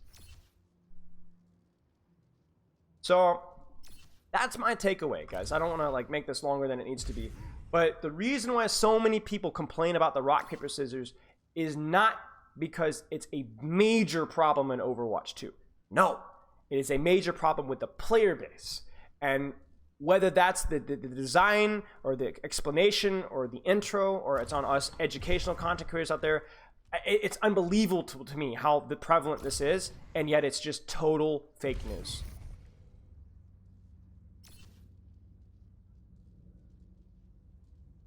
Stop focusing tanks and adapt your playstyle. Especially in Overwatch 2, there's so many ways that you can adapt your playstyle. For example, with Reinhardt. Remember we talked about Dive Reinhardt, right? Cloudy, right? Cloudy made that one famous. But I'm in an ego moment a little bit here. I was talking about it before Cloudy even was even famous for it. Cloudy was doing it, but wasn't made famous for it. I talked about clear high ground, clear off angles with Reinhardt. Use your pin, right? And people thought I was crazy.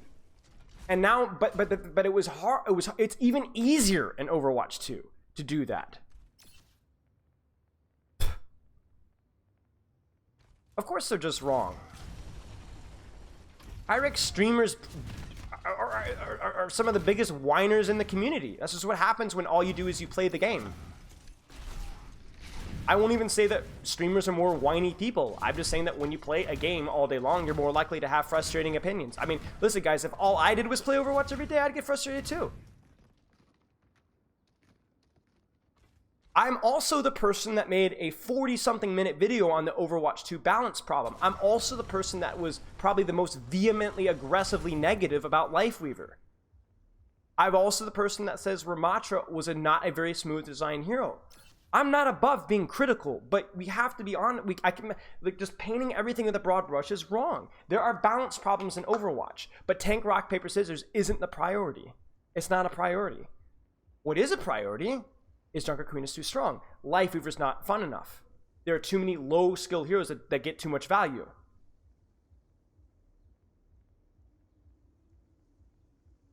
The Rhino, if it's the muscle is different from the mind. But if the mind is fatigued, then the answer is yes.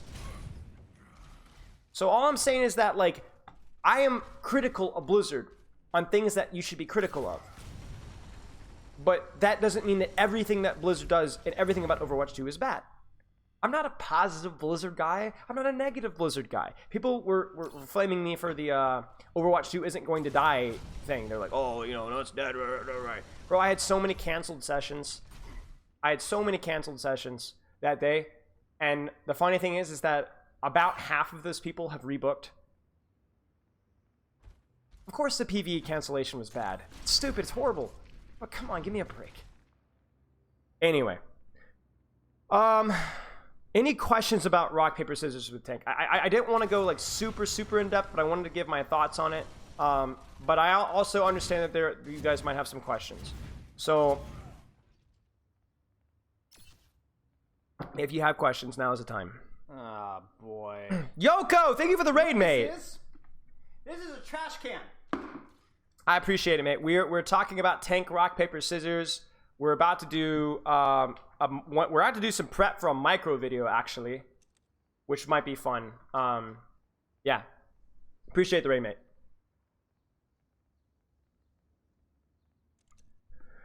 Okay, question here.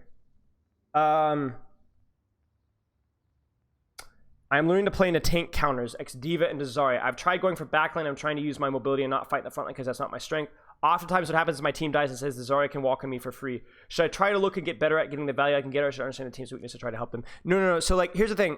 If the Zarya will be able to walk on your backline for free. However, she's not as equipped to walk on your backline as you are equipped at going on theirs. So I think there are always exceptions to the rule. When I say Diva is able to avoid the Zarya, the avoiding the Zarya is the value. Now, avoiding the Zarya and going for DPS on the flank or going for the backline, it depends.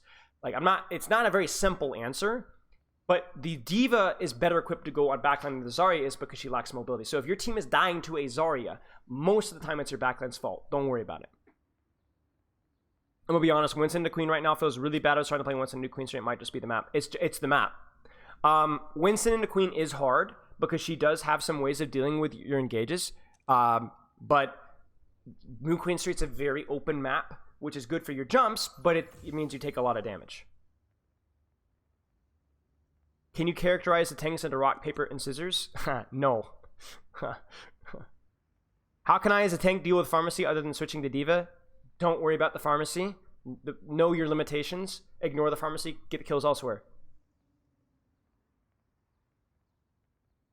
How do you play Sigma into Orisa? Okay. You chat. You guys tell me. How do you play Sigma into Orisa? What is Sigma's advantage over Orisa?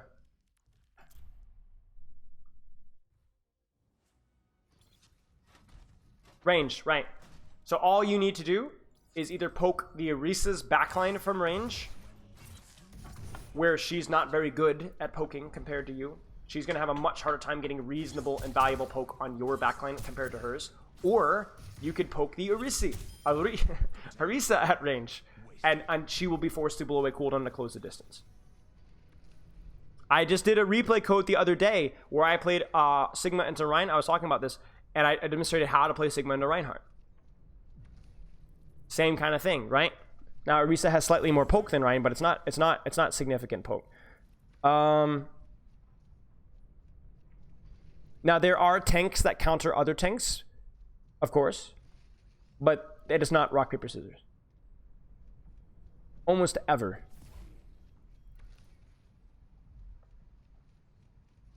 The problem with the rock, paper, scissors, like poke, dive, brawl tanks, is right now in Overwatch 2, we only have one poke tank. So it's kind of hard to classify it. Like, we're moving away from like poke heroes as a whole. We've not had a single poke hero in Overwatch 2's release. Kiriko, Junker Queen, Sojourn. I mean, Sojourn with Rail a little bit, but everything's moved towards a more mobile or more nuanced dynamic. How to play Queen versus Ball, do a better job trading their backlines, or hit a knife on him and trade better HP. Should they make the matchups easier though? Like the Winston into Junker Queen is extremely hard, should it be less so? I think to an extent you could make a good argument for that, yes.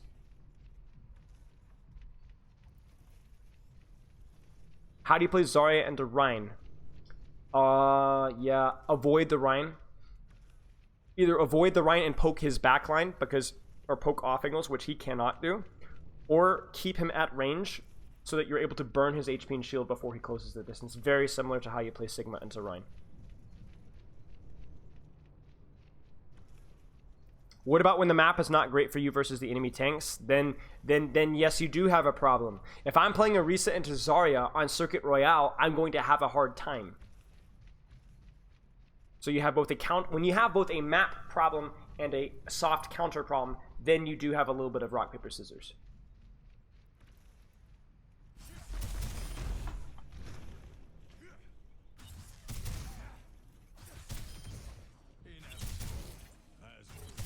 Oh, my mechanics are so clean.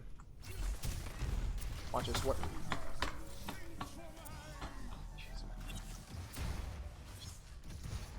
Don't get another poke hero. I mean, it definitely seems like poke heroes are the most controversial in a lot of ways. So I would be surprised if we had another oppressive spam hero.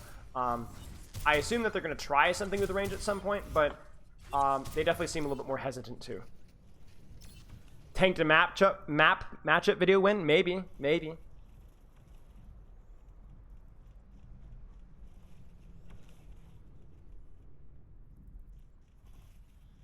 Now, again, I'm not going to sit here and tell you that there isn't something wrong about Overwatch, where it is easier to play Junker Queen than it is to play Winston. And it is easier to quote-unquote rock, paper, scissors as a Junker Queen than it is to Winston. But that's a hero strength problem, not a fundamental rock, paper, scissors problem.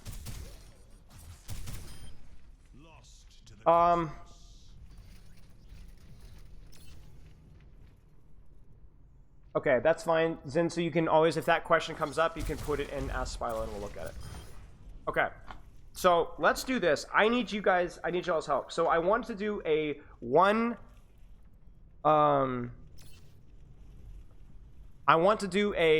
micro tip for each Overwatch 2 hero video that I'll like record off stream. But I need ideas. I thought of 2 ideas just immediately.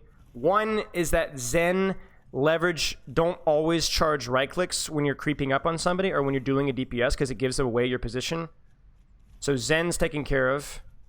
And then I also thought with Doomfist, one micro tip is that you can use your block to bait cooldowns near a corner. So you can like start your block charge and then duck behind a corner or cancel it to bait a sleep dart. But here's but we're gonna pull up the Overwatch hero cast and let's go down the list and you guys help me out. CarQ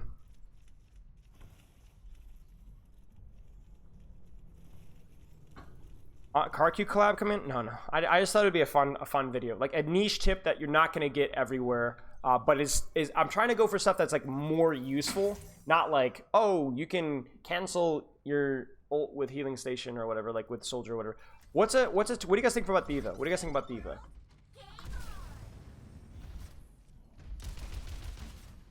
I mean, it could be playstyle. It doesn't have to be like super.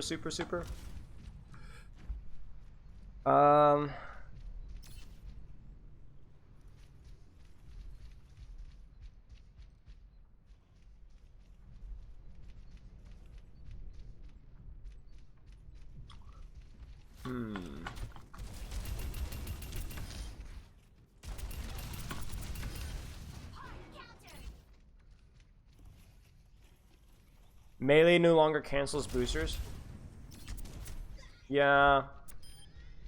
Wow, you fell far. Something about how to optimize damage on an engage. Yeah, optimize your engages. That's a good one. What if we talked about how like ending your boosters at point blank range isn't always optimal? So like everybody's like in the practice range and they're like, all right, it's very important to close the distance with Diva. But a lot like Tracer, you don't want to really be like at melee range because people tend to like lose their tracking, right?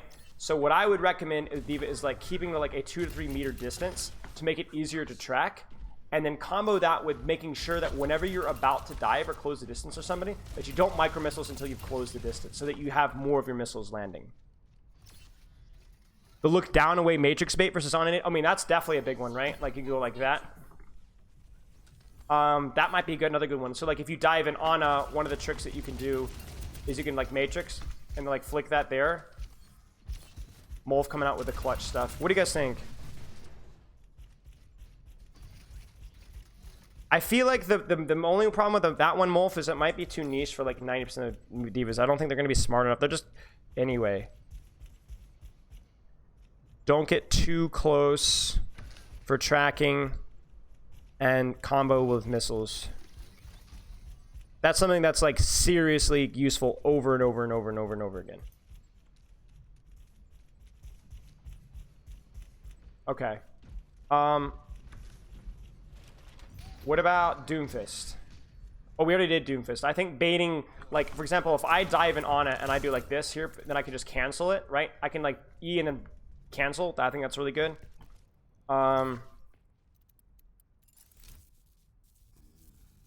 Literally said it before. I know. If I miss anything, guys, it's because it's not because I'm ignoring you, but because I have a hard time like keeping track with things. I'm on my phone. All right. What about with Jungle Queen?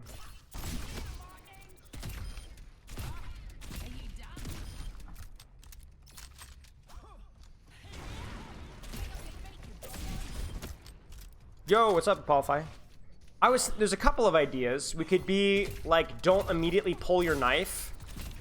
Wait for them to try and walk away first or use their movement ability, then pull it. I do see that problem a lot. It could also be that, like, I do see the mistake that a lot of people shout and combo that with their ultimate too much. To where, like, they'll, like, use their ult and then, like, or shout into their ult instead of, like, using their ult and then having the shout to get out or for added sustain afterwards. Like, you don't need to stack those.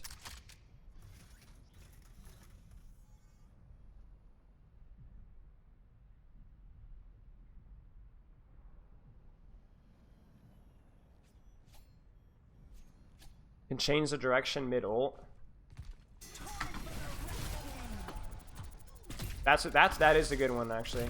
That is a good one. Start Carnage Swing before pulling the knife back.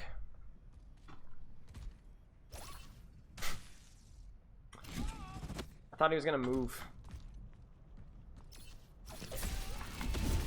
Yeah, I see that. I mean, I messed it up there, but yeah.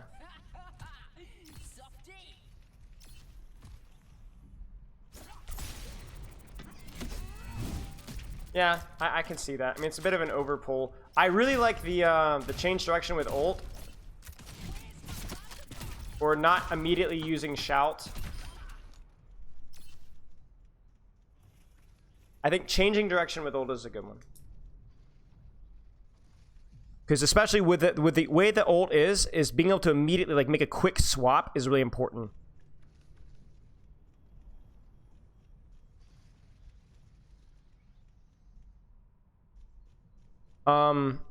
Or don't immediately shout.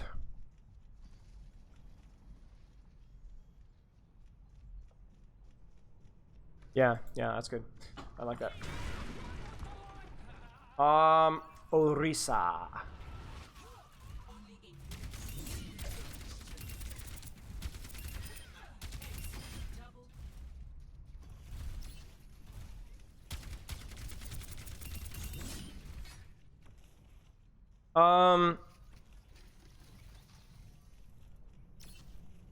Here's one.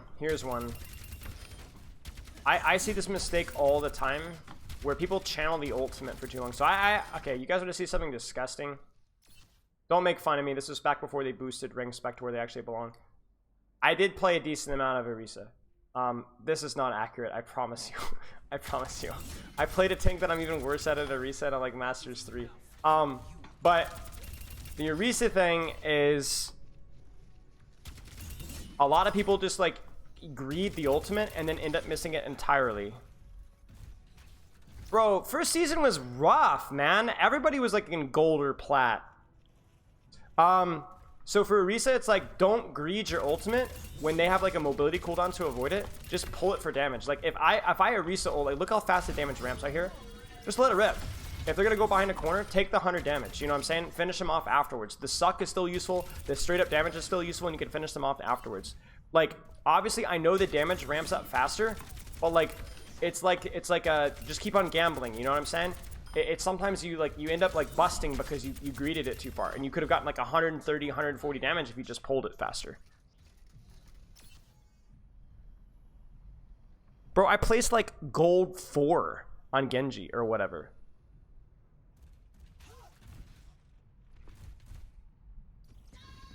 Ramatra.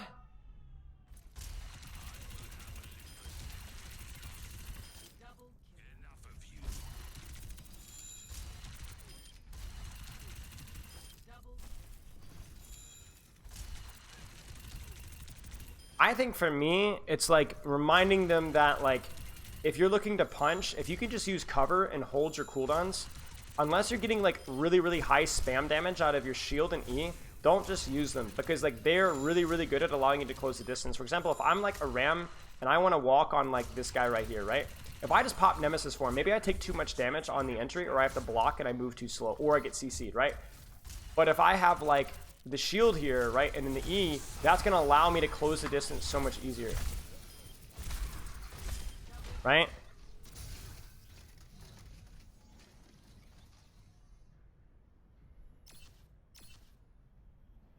I would say like using your E and shield to set up your Nemesis form in certain circumstances.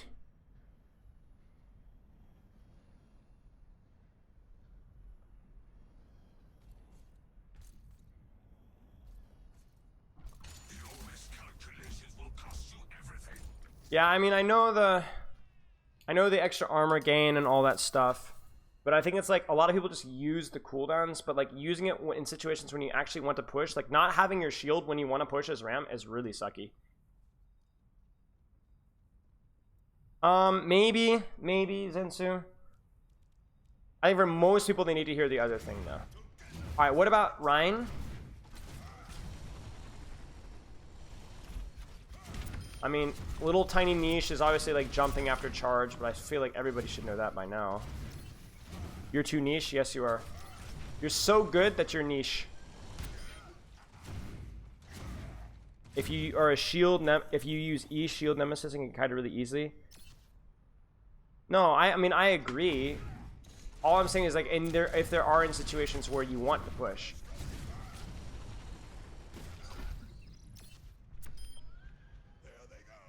Everyone knows about the hammer and the fire strike. I mean, surely, right? Isn't this faster, guys? Can somebody in chat? Somebody in chat tells me, right?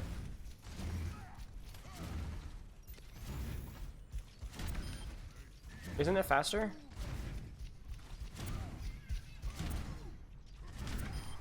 Oh yeah, double hits. Yeah, so you're like in the animation. I can't do it.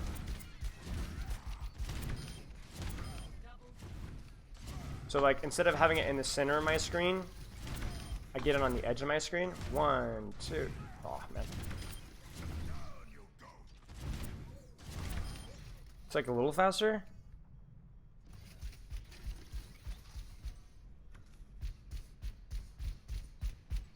Need to move the hitbox to the end of this one, yeah.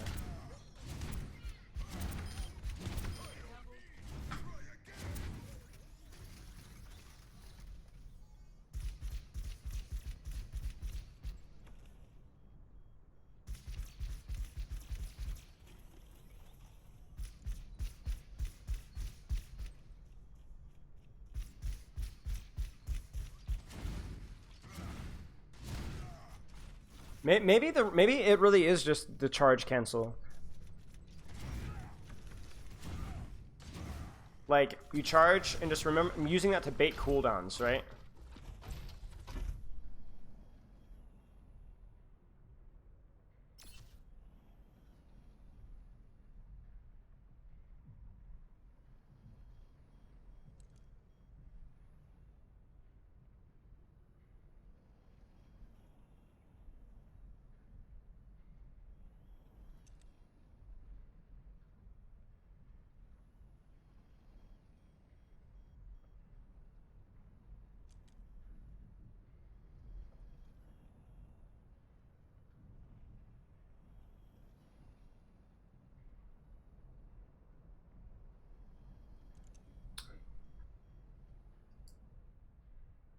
Yeah.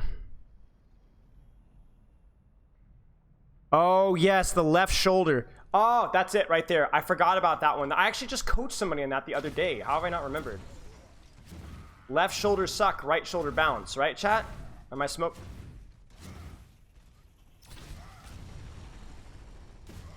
Right?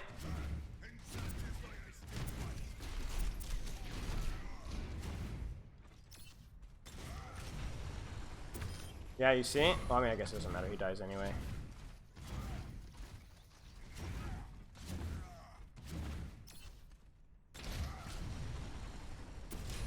See? I think that's the one right there. That one's actually super important too. Ah. Yeah, see? Left shoulder suck. Right bounce. I forgot about that one. And like I said, the crazy part is I literally just coached something on it just a few weeks ago. Yeah, I don't know. Yes, I appreciate the contribution. Hog is gonna change a lot, so I don't know. Okay, chat, correct me if I'm wrong. Isn't there an internal cooldown on shot? So if I go right click shot, there's a delay before I can shoot again. So if I try to chain left click or right click, hook, left click, the left click is a little bit delayed because I right click into the hook first. Is that the case?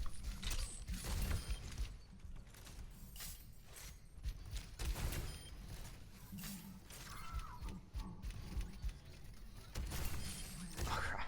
I need to stop one-shotting people so bad. Wait. Maybe it's not that bad. I think you always get it off. Ha, Zensu. here.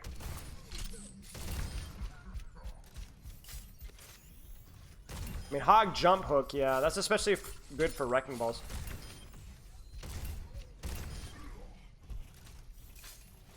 You don't think that's true? Yeah, I mean, it definitely doesn't seem that significant. I think maybe it's ult. Maybe we need to talk about ult. Because the number of times that I see that the ult get canceled, or the hook gets canceled because you ult too fast, but also it's really important that you are able to combo. You're able to combo hook before ult, and then like being able to ult in their head is like crazy strong. But also you can't do it at the wrong time because then you cancel the hook.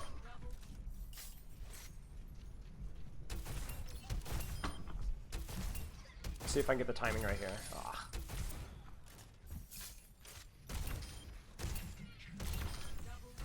Alright, let's try this. So hook before ult on squishies. Hook after ult for tanks.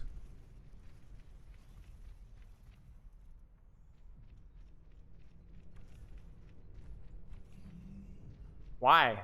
Why would you not hook before ult for tanks too? Like, would you not just want to pull them in and just light them up?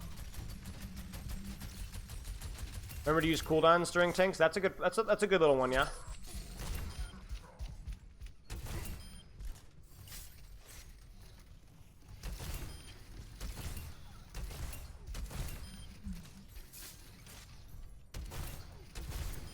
Cancel your heal with ult. I mean, it still works, yeah, it still works. It's not as useful.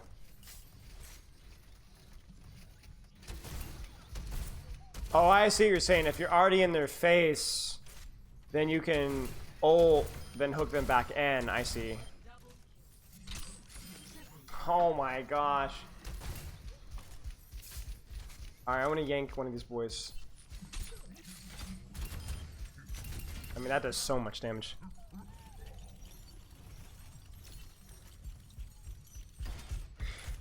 Yeah, I think let's just do the hook into ult one. That's easy enough. Just make sure you don't pop it too soon. I'm trying to not be like super niche. Why seek answers? Huh. We do not know the question.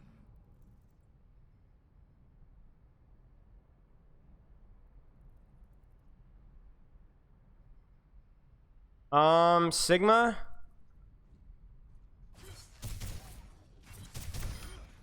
Lost to the cosmos.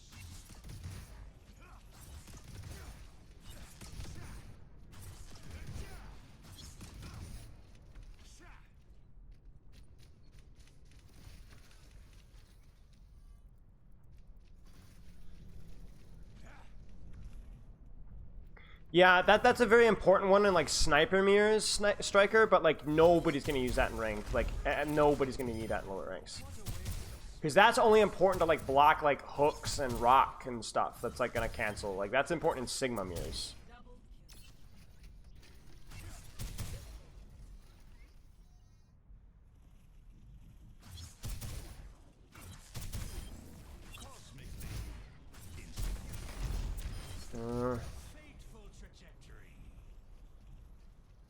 You know what we should do, chat, is we should break this up by role. I think that would be more efficient use of our time. We'll do this like again next week or something and do like DPS or supports. Because this is already getting kind of long as it is, and I feel like to explain all these tips would take at least like 25 seconds per hero, and like I don't want a 10-minute video or 30-minute video, you know. Ult to reposition is really good. Yeah, that's not a great one. It's a good one, but it's like not a great one, but that's like always a fallback option. Yeah, that one parry is too niche.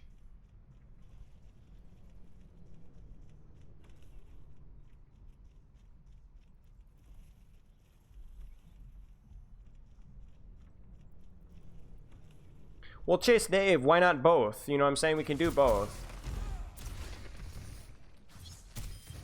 Inevitable, as all things are. Animation cancel rock with primary fire by holding shoot after rock. Oh! Holy crap, I didn't know that. I feel like that's such a dumb thing. How did I not know that?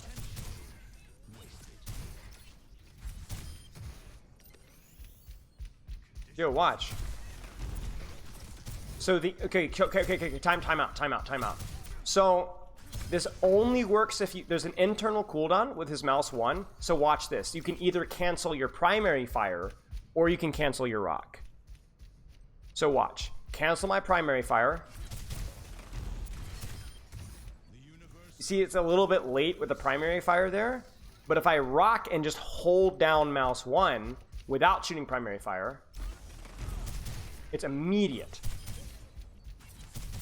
Do the rock jump, he won't. How do even I don't even know how to do the rock jump. I'm terrible with just the rock tech in general. I feel like primary fire first is better. But I think explaining it either way is helpful. Like, let's say you're hiding behind a cover and you're like 3, 2, 1, you know, and you're channeling a rock. Like, let's say I see a tracer over there, right? And I'm like, oh shoot, you know? Like, look at that, y'all. Is this the jump here, y'all? Is this the jump?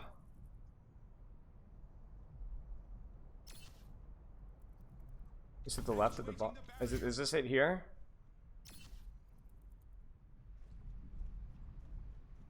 Here?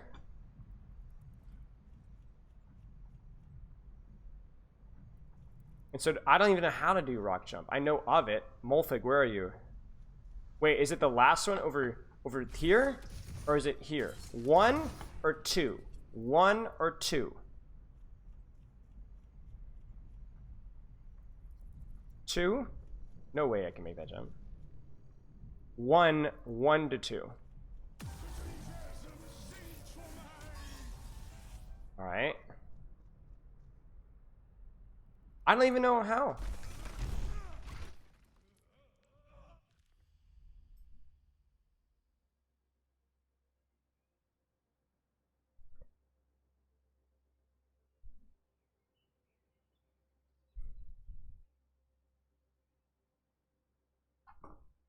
Bro, I don't even remember the tech, man. I don't play this game. I know I need to hit the rock at the 4! Okay, Winston.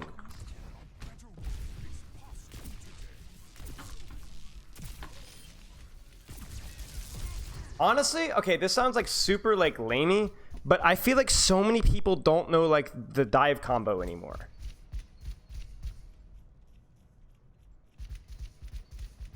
Like, everybody's like, oh, what do I do? Do I melee? Do I not melee? The combo is this. Right click, jump. Right click, zap, bam. Like so. Like you go right click, at discharge your right click, jump. Release your right click, start zapping, melee cancel, resume zapping. I don't have a lot of mouse pad space here right now, but it's like this. Okay, that was horrible. That one was too close, but like kind of like that. I keep messing up the melee cancel though. That was it.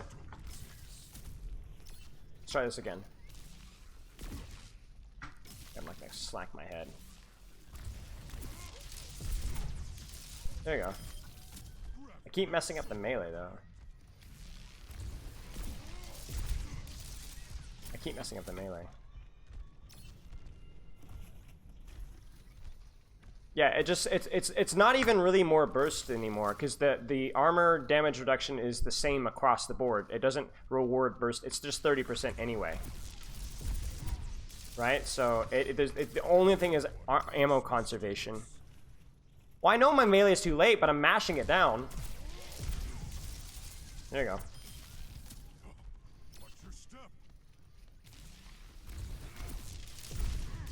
Maybe it's the ping. I don't know. I'm mashing down melee. I play a lot of Winston here, so it's not working. It might be the ping. Maybe it's because I'm streaming. I don't know.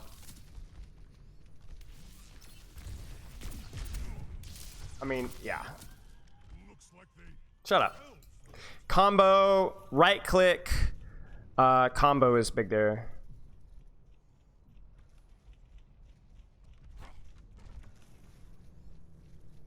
Right click too late. Yeah, that's probably the problem here. I like, see, I don't know why it's, I'm holding down the melee button there on the cancel. Let's try this again. That was good.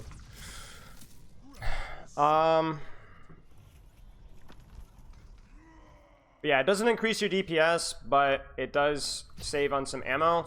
And the most important thing is getting the right click. Like if you're dumb like me and struggling with a melee, it's really not that important to get at all. In fact, it's not even. Sometimes it's actually suboptimal, because if you miss the melee, then you're missing out on a lot of damage. So if you're like a poor man's Winston combo, you just do this.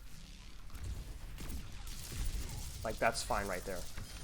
You land on the target, you land the right click, and you start, because there's an animation delay between the left click, you just need to make sure you land your right click like at some range. Like that. That's really good right there. That's good enough.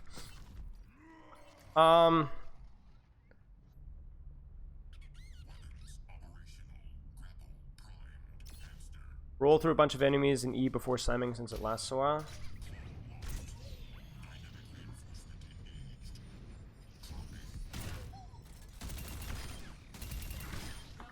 I don't know what would be with ball. Learn wall jump. I'm trying to find something that's you're not going to necessarily see in every other video, though. That's the thing. Because like why would you go to me for a ball tech guide? You know what I'm saying? Like it ain't it. You know what I'm saying? So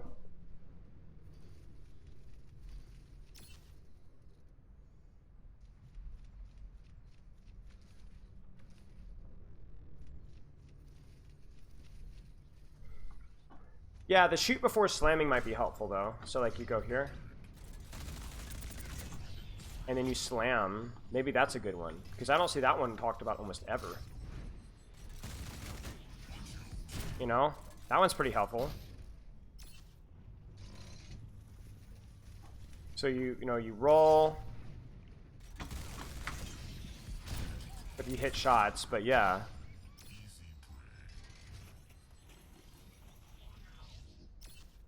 It's definitely been given before, but it's a niche one.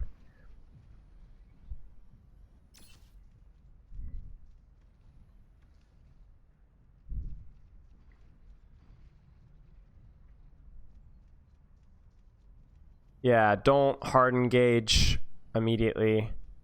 I mean, that was, if you guys ever watched my VOD, subtle self plug here on Spilo 2, when I was working with Gregor on Wrecking Ball and Masters, basically our entire thing was like putting pressure, everybody freaks out, chilling, and then actually finishing the kill.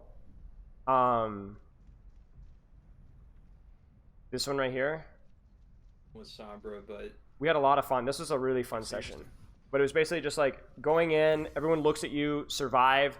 And the other thing with ball, actually, you know what, maybe that's even better.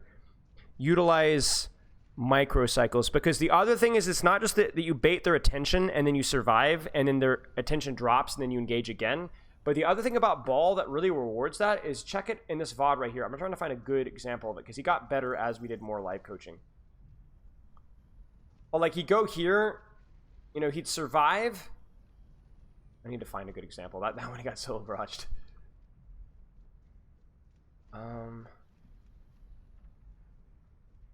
But one of the things that we learned that really rewards the microcycles is that your shields regenerate, right? So like you roll through, shoot, bait attention, they shoot you, you regenerate like 100 HP because you're hiding behind a corner, and then you re-engage again. It's like literally you give yourself like a free 200 HP if you do it properly. Yeah, you can. You can, Hot Wheels.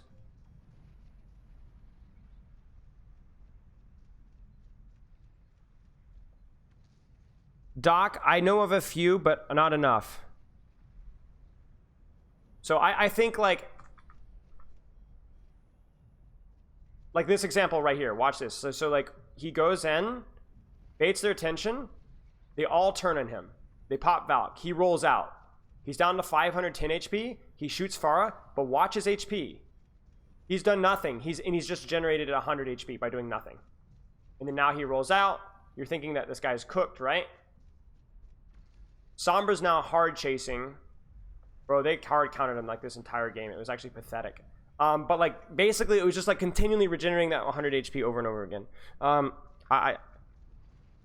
Can I still T-pose in ball form? I don't know if you can anymore. That was a pretty funny vlog though. And then the last one would be Zarya. I feel like this is a pretty niche tip, but it is helpful. You move faster if you right click. So you right click, you move faster forward, but I feel like, is there any other one that you guys can think of? Everyone does that? Yeah, but does everyone know that you move faster? Okay, maybe we need a different tip then. And everybody knows the whole, hey, you have 1 ammo and you could get a full right click before the 1 ammo. So you could just beam, beam, beam, beam, beam, beam, beam, beam, beam, beam, beam, beam, beam, beam, beam, beam, beam, beam, right click. Right? But I think everybody knows that one too.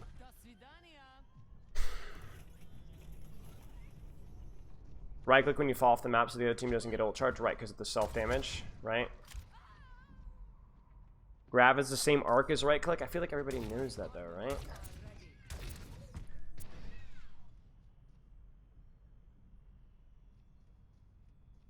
I mean, optimal DPS is right click beam, right click beam,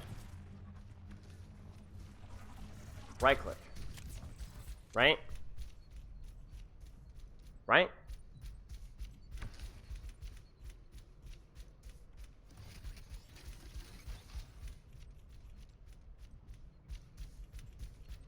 And the benefits of the right click is just that it's instant and channel into the beam, and that it has AoE splash, and you have more range with it.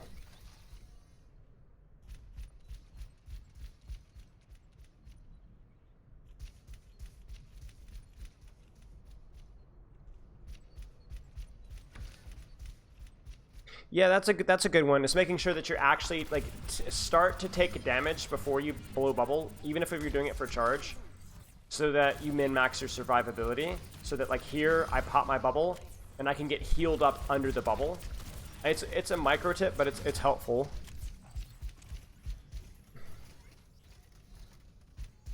Right click also knocks your target around, right?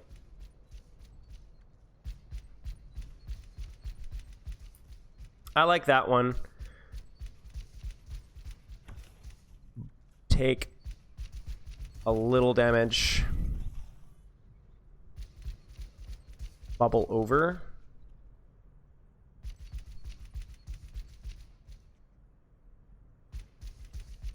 I don't know how I describe micro, to be honest. I'm just kind of like making it up as I go.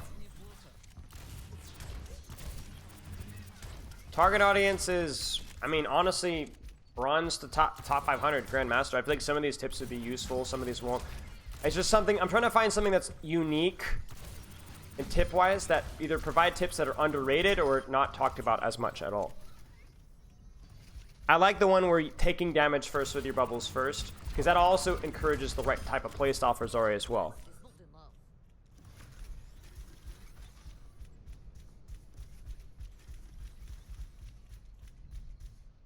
Ideal DPS is left, right, left, right. So the right click, like it's like, so how many right clicks do I get in? It's right. Okay, so 1, 2, 3, 4. Yeah, I see that. You guys see I'm getting 4 clicks out? Because I'm using less than 24 ammo for my entire beam. Yeah, that makes sense. Because you have 4 right clicks, right? But if you use less than 25 ammo for the beams in between, then you will still get 4 right clicks. Watch. Right click, beam, right click, beam, right click, beam, right click. You see? Right click, beam, right click, beam, right click. Right click. Tough. Right click. Right click. I wish you could just like hold down the button, but you can't. If you kind of feel it. Ooh, that one was tight. I thought it was down to like 3 ammo or 2 ammo or something like that. Oh no, that one is goofed up.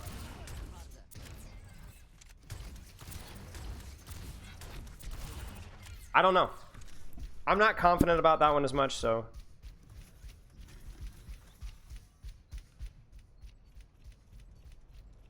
Right, early DPS with vertical right clicks. Right, that's it, that's it. Oh, crushed. Okay, can grab above the ground to avoid lamp. Yeah, yeah. Okay, I think what we've got so far. So, I put the Zenyatta one, but we're not going to even do Zenyatta. Can I'm terrible. I've never really been able to do this tech.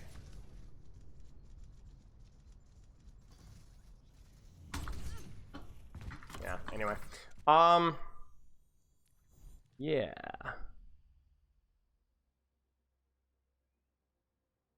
Yeah, okay. That's good. That's all we need for this one. We'll maybe do next week. We'll see what we're doing for time, and maybe we'll do a DPS one or support one, or do like 2 DPS ones.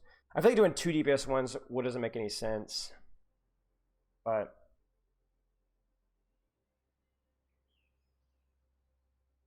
yeah. Okay. You guys want to do some Ask Spilo? What else was I supposed to do today? I think that was it. We talked about pink rock paper scissors. We did coaching. We did the hero tips thing. I said and more. So technically I could dance a naked jig. I guess that's technically more. X to ask healing. Yeah. Okay, let's look at some Ask Spilo. So exclamation mark Discord. Jump in ye Discord. And in the Ask Spilo channel. Also, by the way, look at how clean this is. Look at this. Look at this. This info fac. I've got the schedule in here now. There's no second schedule tab. Spilo stuff. You know, you got all the. I combined like 3 channels into one. I added all these beautifully artistic logos onto it here. I'm not sure how I feel about the new releases being like YouTube and Reddit and everything and Twitter. So I feel like probably most people will mute that, which is whatever. I got rid of, what did we get rid of? We got made the Ask Community a thread thing. We got rid of pets and we added pictures and pets. We got rid of Boomer Club. We just, it's so tight now, guys. Like it's beautiful. It really is. It could not be better. It's perfect. It's the greatest of all time. Okay, let's, whoa, there's not even that many questions. Wow. I've caught up finally. I was so behind for like months and I've finally caught up.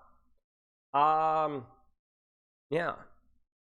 Smurf jumps after Kellen. I've seen Gouchway and Fearless do it too. Do you think it's mostly for Tracer though? Let's jump. Or let's jump, I'll say. Let's check it. 2411. This mate doesn't even give me a timestamp. Teams here. Stick it to Smurf jumps after Helen. the Hanzo load so that way they can try to boot off the Yeah, it's for the Tracer. It's for the Tracer duel. It's because now you could argue here that it would be better for Smurf to probably try and zone Fitz or zone backline, but there's not, because the Ana's here, there's not as much value out of like pressuring backline, so it's more for going for Tracer. Yeah. And you can also body block Winston here to where it makes it like you yeah, that's exactly what he does. Check it out. So it's exactly what he does. Is he body blocks the Winston, and that allows you to win the HP trade pretty well. So it's he's not peeling off the Winston, and you can also argue that the space that Fitz gets because he leaves is pretty bad. Like right now, this Hanzo could really die if Smurf and Decay came here. So, but there's logic behind it. Is it the best choice? Maybe, maybe not. But yeah. It's mostly dealing with the Tracer, to peel off the Tracer and or body block. Cardiac Kid, thanks so much for the sub. How does he insta-die? Well, let's find out. Probably a Fitz shot. No. The uprising backline here. The dive coming in as Izayaki gets sent incredibly low off. The uprising backline here. The dive coming in as Izayaki gets sent incredibly low love. It looks like the uprising backline here. The dive coming in as Izayaki gets sent incredible. It looks like a shot from Twilight, honestly. The uprising backline here, the dive Watch coming Twilight's in ult as charge. Izayaki gets sent in It's like the ticky ticky tick and Winston zap finish with a melee cancel. It's like extraordinarily lucky, but yeah.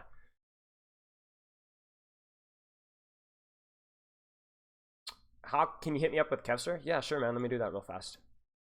When should we wait for another episode? We'll see. Listen, we've kind of migrated the TikTok takes thing to the more of the hammer time sessions where I like review general educational content.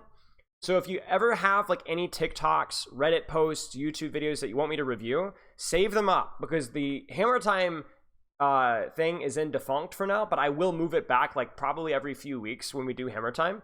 So we'll throw it in there and you can drop like your worst TikToks. The last time I did hammer time though, I didn't get like any TikToks submitted at all. So I need you guys to bookmark them and save them for later.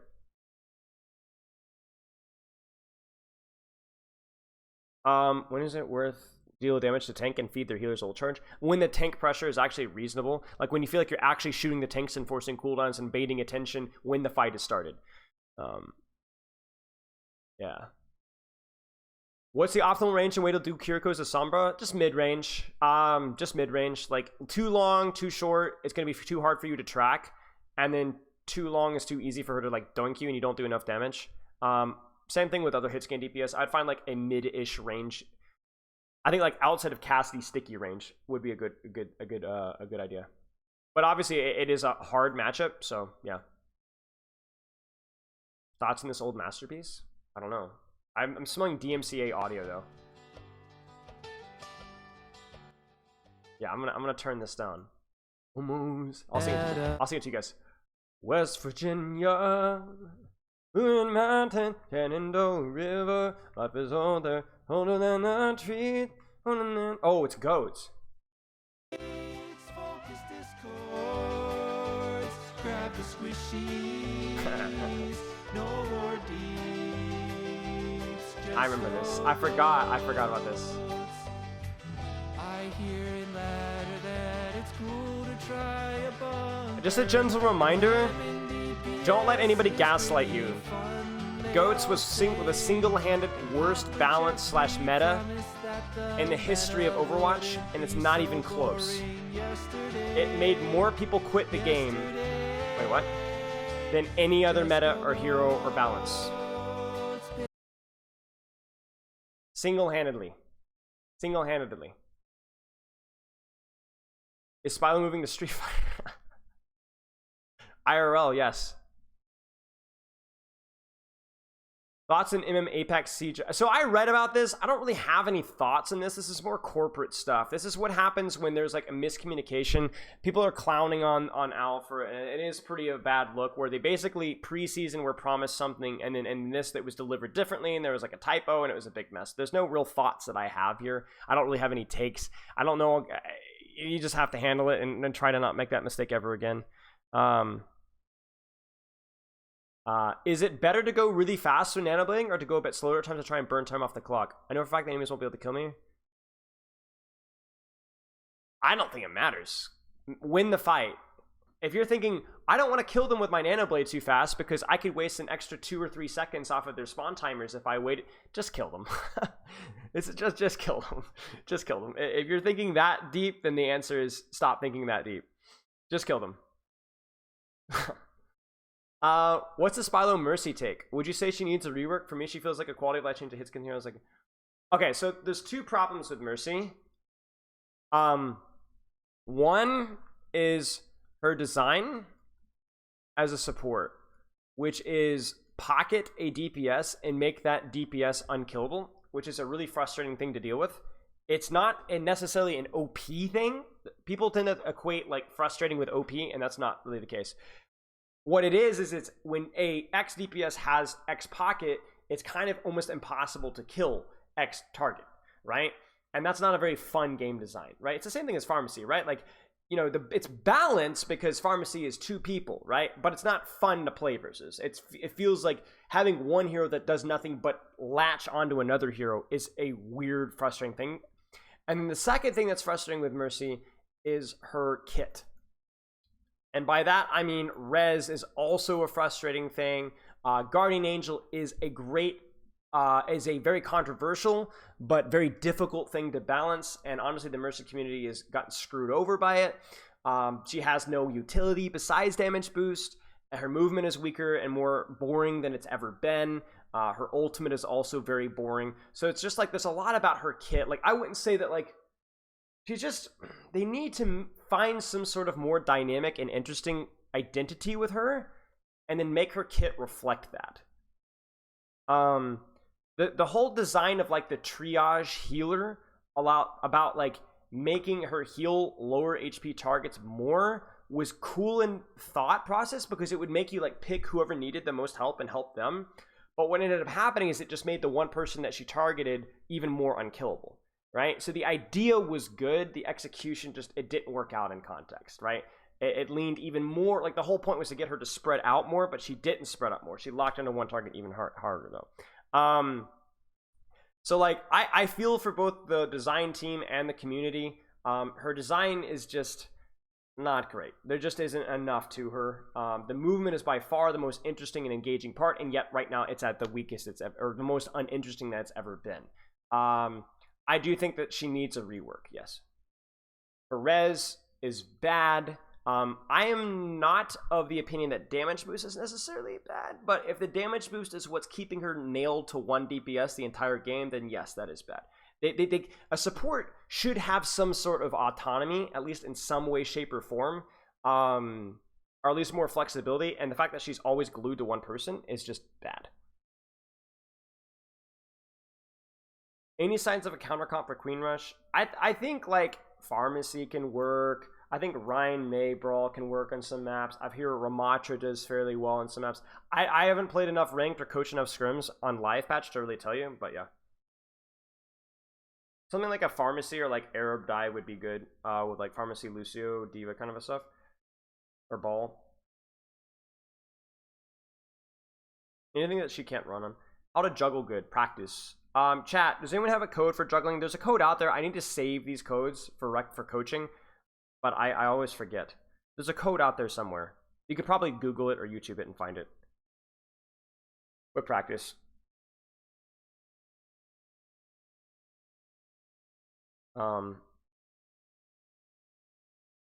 Used to have it. Yeah, I don't know where it is.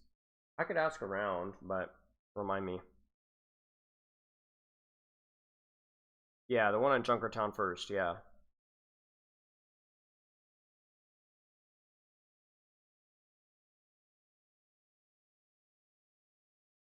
Yeah, pretty much, Farashi. How do you deal with mobile characters marking your flank routes as Ball? I find it hard to set for dives when I'm getting forced too early.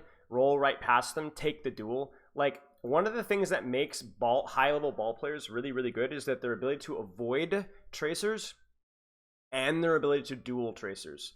Like, watch like a really good ball player, and they kind of have their way with most tracers they run into. Or they find ways to just stage without ever having to meet the tracer. So the answer is kind of obvious, but it's true. There isn't like a secret hack. You just have to be better at the duel, like hitting the fireball, having really good mechanics so that you force recall. Like you should have an advantage, a slight advantage in that duel, assuming she's not getting pocketed, and you should be able to stage around her. And the other thing is that if they're putting the resources on you, you are tanking at the same time. So, like, obviously, if you need to go for backline, you need to go for backline, but no. How does Ryan, May, Sim, Bap, Lucio, comp get value if you just anchor point the aim team takes 20 angles? Okay, actually, here's a great little video, okay? We'll make a little video about this. I'll talk about this, all right? Let me pull up Overwatch, and I'll explain to you exactly how to do that. Because I actually got requested this video earlier, and I said I was too busy. Well, now we're going to do it. The jab. Yep, Klups knows. It's the jab. Let me get Li Jiang pulled up for you. And then I'm going to see if I can go windowed mode and pull up ye old Epic Pin. Yeah.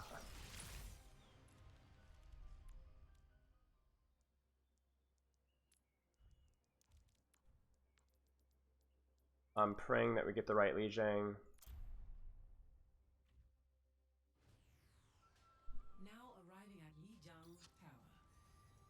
Oh, I need to go to this. Oh, it is right, Legion. Nice. Okay, so the question is what do you do when you're playing like a brawl comp or a composition without a lot of range that just like leverages point? And like, let's say that you're just like all on point, right? Everybody's on point, and they run like Pharmacy Tracer, and they take like this flank, and they take like this angle here, and they're spamming you out. Like, you can leverage and burn a lot of point progress. That's the overall goal. But especially in Overwatch 2 without 2 tanks, it's so hard to turtle on point. You can't turtle on point, really. But the other problem that you might have, like let's say if their Ana is playing really smart, or maybe they're not even playing an Ana, maybe they're playing Kiriko Pharmacy Tracer Ball, there is no squishy that you can rush down and speed down on or even TP on. How do you hold point without just slowly dying? And the way you do this is called the jab, okay? The jab. What a jab does in a fighter, and why it's the most common punch in fighting, is a jab forces your opponent to respect it, either through defending, stepping back, or just even holding space. And so when you're fighting, you see jab a lot because it's a fast, quick punch, set up other combos, and if nothing else, buys you time. If you sit like this in a fight and you don't throw any punches, you are going to get run over. So to be defensive, you need to be offensive. Now, you don't have to go crazy throwing crazy combos, but you at least need to force them to respect you. All right? So think about it that way. When you're on point, the enemy team has established a kill box or drawn the line here. They want to fight here. Everybody has set up off angles for this position, okay? So if the enemy team is surrounding you, they are surrounding not you, they are surrounding a position. So if, for example, you are able to shift your bodies through TP or Lucio speed from here to, like, let's say here, it's more open, yes. But this angle that the enemy team had on you is now a lot weaker. It doesn't see you anymore. Maybe the angle over here is a lot weaker. It doesn't see you as easily anymore. And this angle is more concerned about running away or TPing away than it is about punishing you. So what you've done is you've actually, while you've moved, you've bought yourself breathing room by pushing back one of the enemy off angles and disregarding one of the other ones. And this is what the jab concept is for brawl teams, and this is really good for any, whether it's Reaper or Ryan or Mei or Ramattra. Even if you're not running a brawl comp, if you're getting surrounded, standing still isn't the play. Taking small, short pushes, not even fully committing, but short pushes to make the enemy team back up. Even if you don't get the kill, it buys you time. So you go out, you push the Kiriko, force a TP, go right back. Walk at the Tracer, force blinks, force a recall, so you go grabs the health back, walk back. Now, not only during the push were you safer, because the Pharmacy or Hanzo or Echo or whatever couldn't shoot you as easily from their position, but also you force them out, then go back, and now you only have to worry about 2 angles because the other angle is still going, that was close, right? How do you jab a Pharmacy, though? You don't jab a Pharmacy. Now, you can jab a Pharmacy if you have hit scan. You could go 3, 2, 1, guys, let's speed out a little bit, open up an angle for my Cassidy, take some pot shots at the Pharmacy, who's hovering here, goes, ah, crap, right? And flies up over the roof. And then you go back to point, because when she's over the roof, she can't spam you on point anymore. So a jab doesn't necessarily have to be physically getting on top of somebody, but the threat of physically getting on top of somebody or opening up a sight line, okay? All right? So let's, give me another map. Anybody, give me another map where this might be relevant. And I'll pull it up. Right, it's temporarily clearing angles. Temporarily clearing angles. Because if you stay on point forever, you will eventually die. Nepal? Yeah, we could do that. Because you might not be able to hard commit on anybody, but you can bump them out.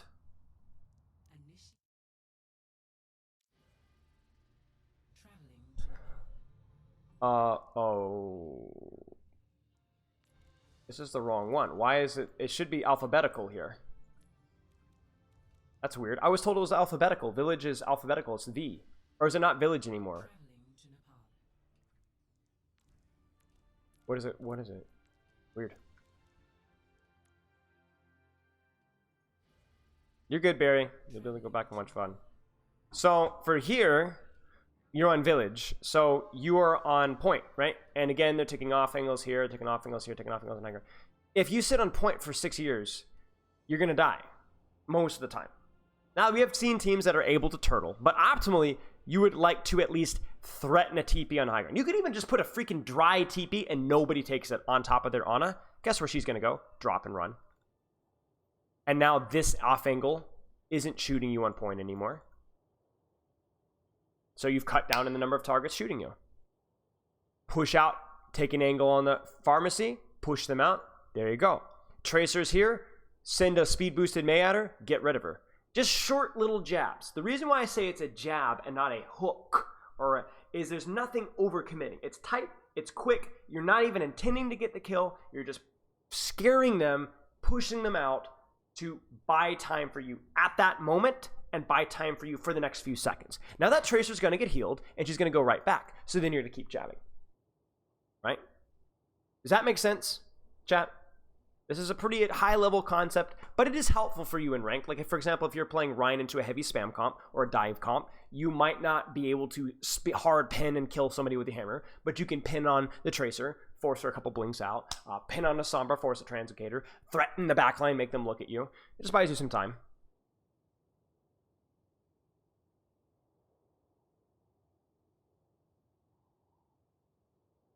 You don't have to, you don't extend, right? You don't leave your arm out. You pull it back in. Hey, Spilo, what do you think of the cast buff? It feels like the developers don't play I don't know. All of the buffs, I will reserve judgment. I agree with you that it's a little bit strange, but it might not disable recall. So keep that in mind, because technically recall is not a movement ability. I don't think. No, it's not. So we'll see. If it disables recall, then I would be very upset.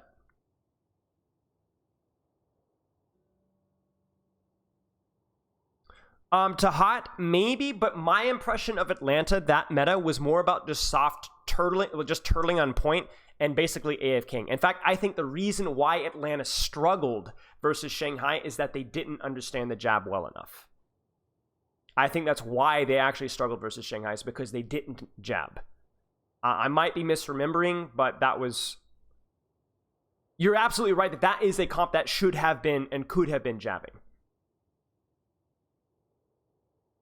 Grav stops recall, then that's concerning. If that logic is consistent, then I think people are going to be angry, and rightfully so.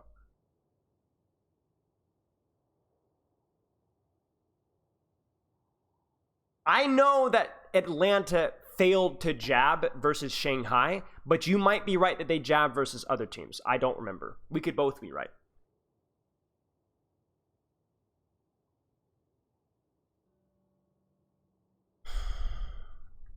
Yeah, let me close down Overwatch really fast. Then we'll keep going here. Great question, though. I'm finally glad to talk about the jab. Okay, how does... we already did answer that. Okay. Is it worth throwing out trash damage during pre-fight even if you have ult? Like with Ashen Missile, third dynamite, free pro with the... Yes. So if there's no threat of a kill, then it's probably not worth putting out a lot of pre-fight pressure. However, if people are setting up and staging and starting to like try to take space, then even if you have ultimate, you need to be stopping them. You need to be trying to put pressure, slowing them down, forcing cooldowns, maybe getting a kill. Like, you need to be putting pressure on them. So this is the thing, is like, if what you're doing is literal trash damage and they're just sitting in spawn and waiting, then don't poke, right? Don't feed them ult charge. But also, if they're starting to walk forward and take space, even if there isn't a chance of a kill, but there's a chance of slowing them down or pressuring cooldowns out, then it is worth poking out, yeah. You jab and dive too, right? Yeah. Any composition can do jabs, like little ways of forcing and creating space and fighting out space, yeah.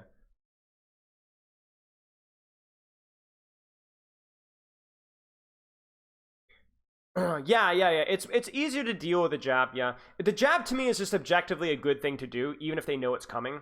There's ways of playing, there's little ways of playing around it. Like, you could time a pressure off of the jab and kind of catch them with the pants down, but it's like, you know, the brawl team's gonna jab or look for a hard push. The spam team's gonna spam and look for off angles. So it's just gonna be about which team executes it better. They both know what the other team's going to do. It's just gonna be about which team executes it better. How do I know if I'm having a good game of Lucy providing value? You don't. Stop looking for ways to know if you're doing good. Just figure out what you need to be doing better every game. That was your problem, Domsky. You want to judge your performance. Stop trying to judge your performance. Judge your performance based off of how you're performing at the specific thing that you're expected to do. You're the equivalent of a gold player stat reading off of the scoreboard. You don't know. Just play the game. I've heard you talk about how when you were in London going to you're focused on trying to have the best comp structure of any team in the league. How could you go about implementing a good comp structure of the team in the later team? It's really not complicated. I talked about this with Yiska in our interview on GG Recon, and good comp structure and like good team fundamentals, it's not complicated. You ult track, you plan around the ult track, and then you execute. And you keep your coordination and your target focus late fight, right? That's it. It's hard to do, though. It's hard to do. It's not complicated. It's just hard to do. So a lot of discipline, a lot of revisiting the fundamentals, and having good players that were able to communicate well.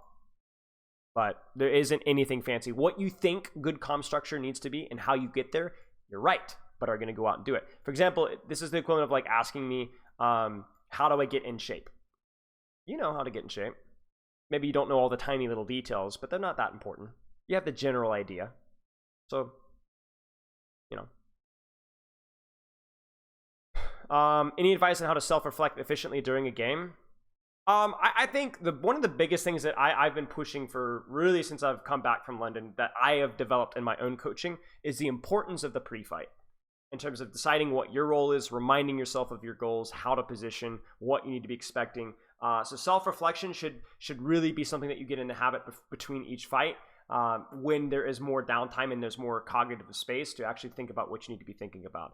A lot of people struggle with awareness and decision-making mid-fight, but the problem is that usually that's a result of poor pre-fight thinking, and also it's not something that you can really develop very fast. You need to focus on when there is not a lot to think about and use that time better.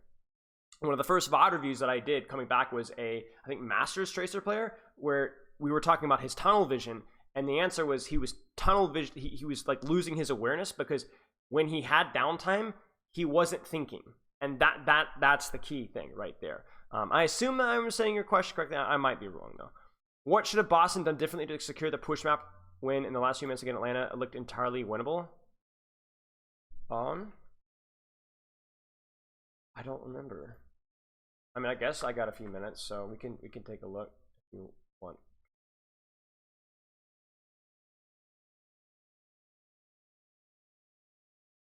Of course, last 3 minutes of the push map. To come in. Yeah, rainfall. Staggered out as all right, I'm coaching Boston. What do they need to do here? Building that EMP killed McQueen. A little counter smurf in that. They have their tank alive also. Did I not review this match? No, I companion streamed this match. Gong connects onto Donghak, and they've kept Smurf alive, so they have their tank alive. Smurf is gonna die. Twilight goes incredibly low, but he's healed in the corner. Smurf desperately needs these heals and gets healed up immediately by Twilight, one of the best Annas in the league. So they regroup around this payload. But the spawn's still kind of advantage in the Atlanta rain. A little Smurf is found. Chio. I mean, that's it right there. He can't get slept there. The bubble has to come out sooner, and they can't force it as much. That's going to get him killed. And then a backline gets traded. So without really seeing what's going on in backline, then obviously you would like to not see backline traded. But the most important thing is that Winston should not have died there. That would have at least allowed a better trade. If they might have full advantage. At the bottom. Already infiltrated past all of the spy checks. Oh my god, he's waiting at the bottom of that archway. Goes for the EMP, connects onto Chio, and they have the follow. It's a good EMP. Of that archway. I don't know how the frick. EMP connects onto Chio, and they have the follow-up damage. The counter EMP comes. Li Gong gets totally split. So Li Gong needs to be hiding behind Twilight, or vice versa, so that only one of them gets EMP'd while the other one is spy checking. I think Li Gong is spy checking. But the problem is that Twilight gets hit by EMP anyway because he just frontline EMPs, and then Twilight's pushed out too far outside of LOS of Li Gong's pack. So the supports get too split trying to big brain the EMP, and then Twilight just freaking dies to nothing as a result. Although maybe that wasn't the target they wanted. They do find Twilight. So this should have been a clean teamfight win off of that EMP, but instead it's a completely neutral trade, and that's a huge problem. And I think also Twilight gets bad spawn, yeah, because Donghak pushed the robot past. So that's a huge misplay. And then Birdring gets scouted, slept. He might have his translocator destroyed, but I actually just think he gets scouted, so that's a missed pathing from him. Watch this. He gets scouted by the Winston jump and zap, and then gets slept right off screen and then killed. So that's another error. But Fielder also connects under Birdring too, doing a great job so far for the Atlanta Reign as he's kept his life able to give. Rain don't really have Boston are able to disengage, I think, cleanly. Yeah. Also is hacked temporarily, but does have the safety net of his team by him, as well as that meter advantage. Eventually Donghack will drop down under pulse from Decay as well as that meter on advantage. on Brig doesn't hit. Under the archway. Now we'll look. So now they're just focusing Cart. Smurf needs to be really careful. The nade here. Lip ready for a dive. He's just trying to take some space on the high ground. Smurf wants good to go for jump. Onto the Ana. Li Gong gets pulsed with Rally. Smurf wants to go for a dive of his own. So that's just a mechanical thing, right? He's full HP and he gets pulsed by Rally. One Tracer misses the pulse on the Brig. The other Tracer doesn't. And he has Rally too as well. So this goes from being a very good dive to being a very sussy Baka dive. Because now he's getting naded. He nades himself and gets armor packs. And then Decay, they're unable to get the kill. So it's just backline difference. The backline peel there was better. One Brig gets pulsed, the other one doesn't. And then Smurf tries to commit down one and it doesn't work. Donghack has to use Primal later, but it's whatever. By Atlanta Reign as well, something that Boston Uprising did not want to see happen, given that Lip is so close to so they're going to play this corner here and trade supportals. Boston doesn't have to force anything. They might. They look like they're trying to, though. But the backline on high means that you really can't force anything, so Boston really needs to be focusing on the front line trades here. Probably need to see like a nade on this Winston, and maybe like a manual hack from this room here, or maybe even a manual hack from here. Doing a very good job of but they need to take the frontline trades. Instead, Decay just freaking dies. Decay gets shot twice, tries to greet his recall and dies, so another mechanical misplay from Boston. He also blinks outside of his Brig's LOS and his Ana's LOS into the under room and then dies to freaking nothing. So then there's the nade is blocked, but once again, even though Boston is set up to win, they've made a mechanical individual play. Donghack goes in with just a jump, and we commit Nano Rally. Donghack gets stunned, but they don't get the punish. They do get the punish, but like that is a huge committal from Boston. Will Smurf get traded? Yes, he will. Good nade. They need to get a kill here, but the Nano Brig comes in late. Boston fails to track and lose con. So all Boston needs to do here is survive. But Li Gong freaking dies. So it's just a better snapback from Atlanta. And by the way, keep in mind that Decay is still not here. EMP, really not a good EMP at all. They needed to just reset and late recontest with EMP. Instead, they go for the EMP. They get the kill on Chio, but it's extremely expensive. It's a 2-for-1. Will they even be able to touch before lead is? They get a huge kill on Lip. The pulse is there, though.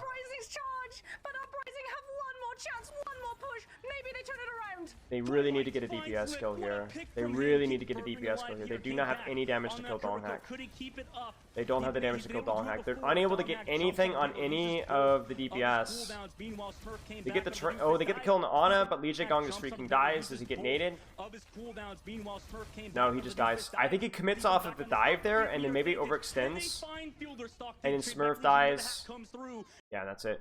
Just a lot of really goofy mistakes from Decay, some mistakes from Li Gong in the backline, poor ultimate usage. I mean, it's hard to pinpoint any one thing because so many things went wrong there for Boston.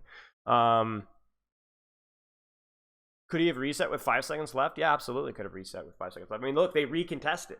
Imagine if you had EMP this fight, right? You had 5 seconds left, but they had like a 20-meter lead, so there was no rush there at all. Are there any good resources I'm looking at missing spending Overwatch knowledge like past like a hard to them through talking to my coaching methods like it's just self-studying recognition? I think just self-studying recognition. I think Egoist Cat would highly recommend Egoist Cat's work. I think he's the best coach out there when it comes to a lot of like the macro knowledge, and it's up to date for Overwatch 2, which is a huge thumbs up. Really highly recommend Egoist Cat stuff. Actually, speaking of the devil, look who I was just talking with today. How do you effectively use Tracer and Queen Kiri Lucio mirror matchups? Duel their Tracer, win the Tracer duel, pressure the Queen, Kiriko, and Lucio from an off angle. You're not necessarily going to be assassinating a ton of people, but you put effective pressure from an off angle. Pulse is pretty good. Now that Tracers have learned how to deal with Suzu a little bit better, yeah, it's a lot more doable. Hello, Jolly. Hope physical therapy went well. How to choose between heroes or roles I feel easy, but not so interesting, versus heroes or roles I feel interesting. For example, I spend way less time to be moderate and flexible. I spend hundreds of hours in diving as I still work hard at this. One of the things is that it's like the first hero that you love or the first role that you love is oftentimes your worst hero, because you develop it early in your game experience and you develop a lot of bad habits, and a lot of those hours were just spent learning the game, not even necessarily learning the hero. For example, Genji is probably one of my worst DPS, and I have the second most hours of any hero on Genji. Whereas Mei, I easily climbed to mid masters with like 10 hours on her in Overwatch 1. Just was easy, right? So basically that's kind of like what you're looking at here. It could also be that there's certain aspects of the heroes that come easier to you because you have other etc. skills that have things in common with them. So I wouldn't worry too much about it. Just pick the one that you enjoy playing the most. If a hero is so hard that it's literally like stealing the fun out of it, then you need to kind of factor that one in. But it's a very nuanced kind of an answer here. Lots of Cardo, kind of want a refund? Bro, okay, I got a true story. You guys want to hear a true story about physical therapy? All right, y'all. True story. So I'm going in there with like, what even was the physical therapy for? Was it knee pain or something? I think it was like knee pain. And they're like some knee pain. And I ended up finding out the knee pain was just honestly from overtraining. It was just overtraining. I was doing too much, so I ended up like scaling back on like the amount of poundage I was doing. And I kept lifting, I kept sprinting, but I just started to do a little bit less. I was sleeping a little bit better, and it ended up getting better. It wasn't anything crazy. True story about this though. So I go to this physical therapy place, and there's two types of physical therapy places. There's good physical therapy places, and then there's old people physical therapy places. And I'm saying that a little bit insultingly, but it's true. Where you go in, and they've got like posters from like 1984, and they're telling you, they've got you like going doing bands in the corner, and there's like the old dude on the stairs, right? And I'm not gonna lie to you, I go into this physical therapy place, and the first thing that this lady tells me, and she was really nice to be fair, is I'm explaining my issues. There's like some knee discomfort, different areas, and she goes, "Oh well, do you lift weights? Do this?" And yeah, okay. So, oh well, you're squatting too deep. Now I know that maybe not everybody in the Overwatch community is like aware of like the lifting like faux pas, but that is one of the most. Oh no, you're not one of those people, right? It's like the equivalent of like, you go to the doctor and they're like, oh, you're eating too much fat. You need to cut back on your fat. You need to be eating, you need to be eating margarine instead of butter. Oh, no, you don't understand anything. This is not 1976, Anyway, long story short, but it didn't end there. So a lot of the advice that she's giving, and I'm just like smiling and nodding and like, I'm like, oh no, you don't know what you're talking about at all. Now some physical therapies, a lot of them, they're on the cutting edge, but some of them just have a lot of really outdated bad information. So anyway, long story short, that happens. And I had booked 2 sessions, so I'm like, well, I might as well go back again. We did a couple of exercises that were pretty easy, but like or helpful enough. All right, so this session, I show up with this woman that looks like she's been a bouncer in a previous life. All right. She was 50 something and she was built. All right. Freaking me out. She was built. And I'm there and she's like, all right, here we go. Do this, do that, do this, do that, do that. So I'm kind of like, all right, whatever, trying to, And then it gets really fun because at the end, she's like, all right, so we think you got some hip tightness. You got some tip tightness. So I know this is a doctor thing, but maybe I just don't understand what was like. So I'm not going to lie. She's like, all right, lie on your side. And then I hear this. And my pants go down by like 3 or 4 inches. And my glutes are, I'm like, what is happening? What is happening? What is happening? Why are my glutes being rubbed? Why are my glutes being rubbed? Not over the pants. I never went back. That was it. That was it for me. I'm done. I did not go back. I'm like, all right, well, if this is what physical therapy is here, I don't think I'm ready for this. I'm good. I'm good. Thank you though.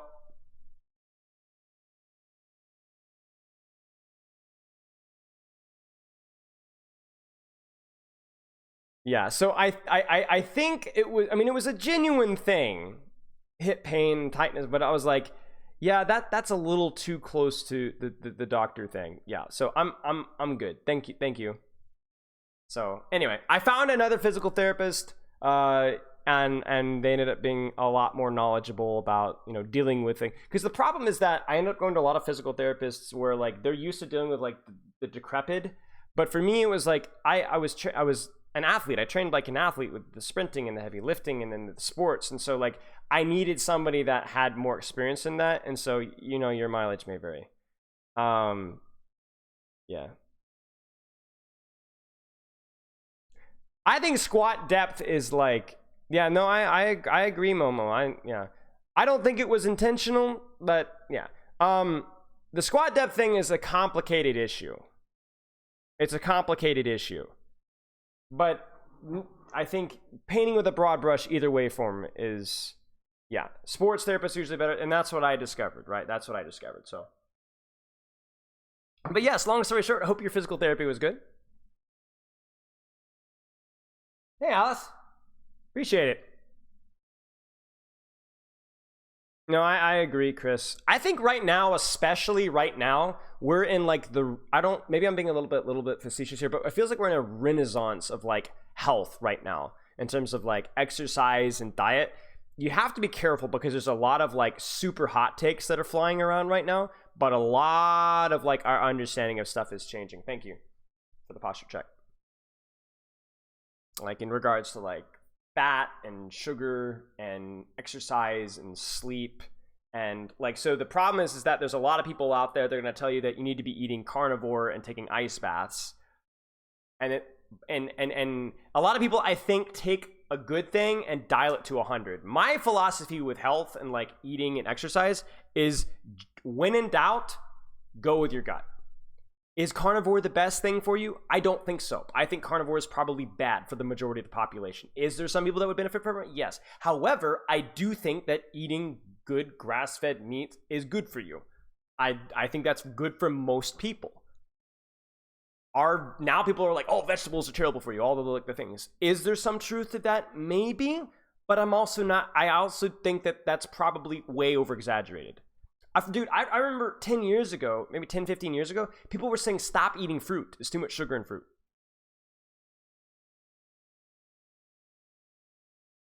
Stop eating fruit. They're like, oh, it's too much sugar in fruit. And I remember being like, wait. So to me, that's kind of where I use my judgment, right? Like, I think that there's probably an optimal way for every person to eat. So to avoid the periphery and go with your gut is my general advice. Yes, some people think vegetables are bad. Is it histamines, guys? I'm not super up to date with this stuff. I mean, some vegetables are poisonous. Some vegetables, but also I think it's like you have to be careful about going too hard in either direction. Like some people say never eat carbs. And we just got done off of what, 3 or 4 decades, if not 5 decades, where people were saying fat was the devil, right? And what happens? We go low fat, high carb, high sugar, and now people are in serious trouble. And we also discovered that avoiding fat and going to trans fat is even worse than the fat itself. So you need to use your judgment. I mean, I had a discussion on health, one of my videos a while ago. I don't remember where it was, and I legitimately had like 3 or 4 people in the comments calling me a literal moron. And I'm paraphrasing here, because I was recommending people to eat vegetables and fruits. like, oh no, you need to be eating only meats. This is look up this guy. You know, I'm like, bro, just like, look, hey, please. We don't know. We don't know. Okay. Everybody thinks that they know. Keto was really good for me a few years ago, and I had diabetes. Yeah. The key is in each case it's different. Exactly. In each case it's different, and for most people the extreme diets and workout routines are not good.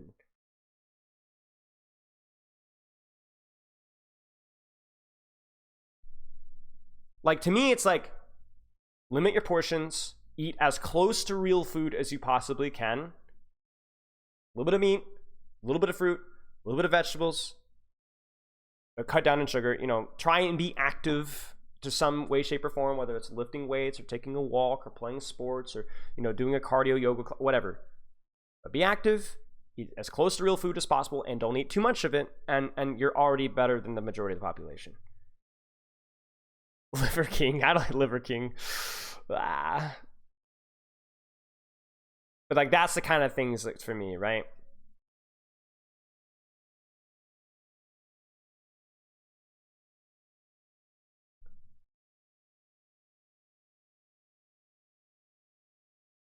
A lot of people have had a lot of success with keto. Here's my thing with, like, is keto the no carbs thing? I think it's a no carbs thing. I think it would be definitely an improvement for most people, and it probably is optimal for some people. But I remember keto being shoved down my throat by some workout buddies I knew, and I'm sitting there watching them as their lift numbers and their speed and their athleticism dip because they just never ate carbs. And I was like a perfect example of, like, these guys are like, they go to these extremes and they have no carbs, and they're worse as athletes.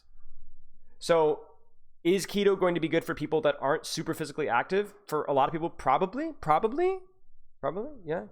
Yeah, I don't have anything against keto. What happens though is then people think it's the gospel, and then you know.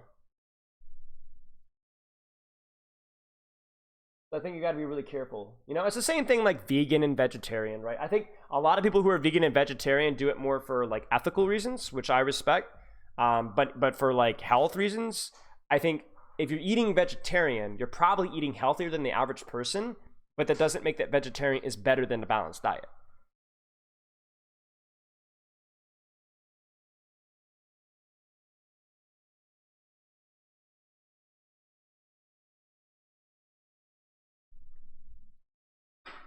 Do you think Anna will be getting much less playtime in Al after the North? I'm not sure.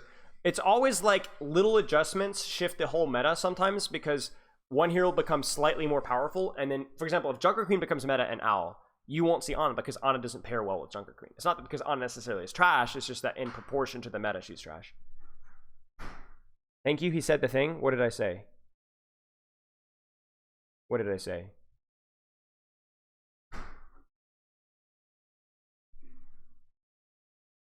Well, I don't even know what I said.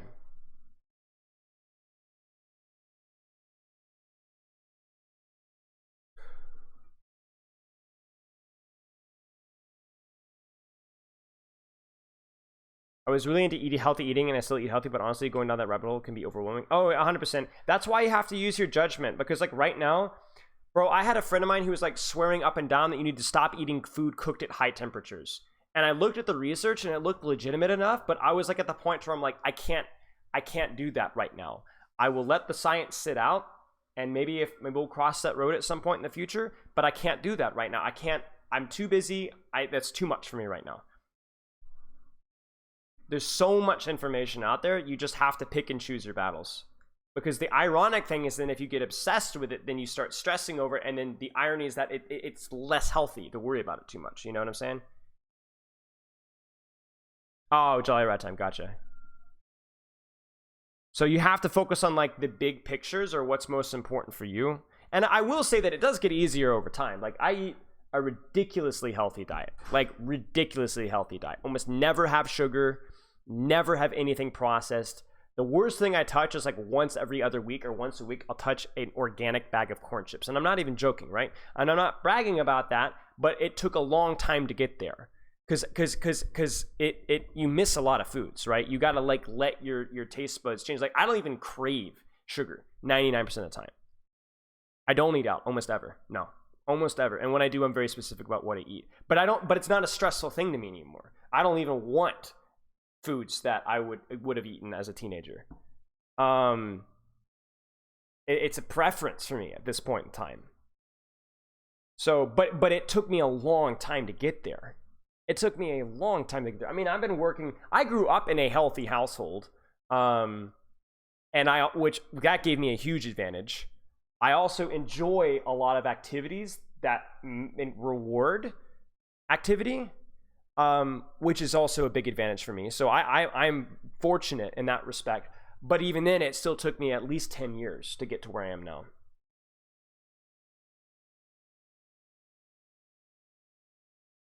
And a lot of it comes naturally now because it's what I want. It's easy. It's not hard. Like it's gotten to the point where, like, I mean, Pepper does really almost all the cooking. So credit to Pepper, she's amazing.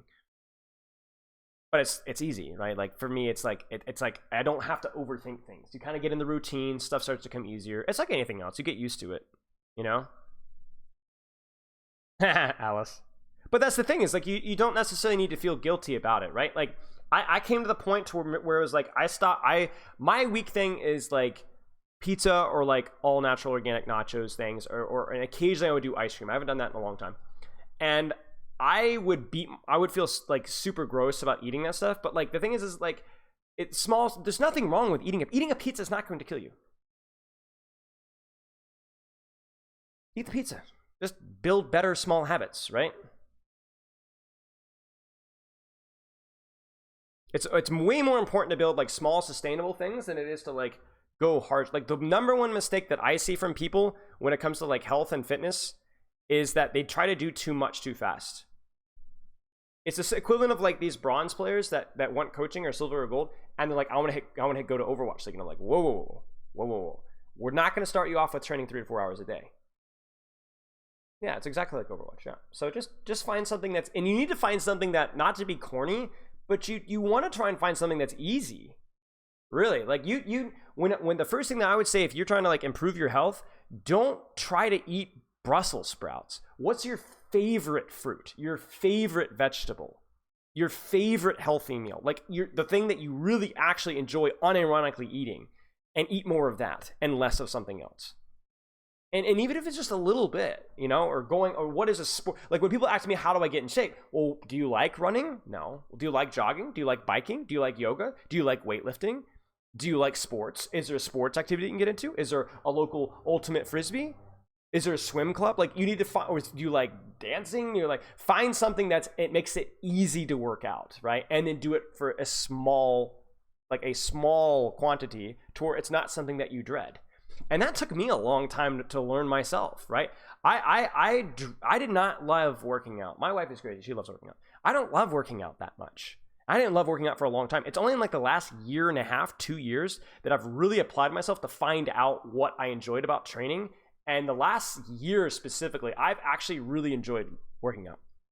Not because I've toughened up, but because I've found ways to make it more appealing and more fun, and to train things that I actually enjoyed doing.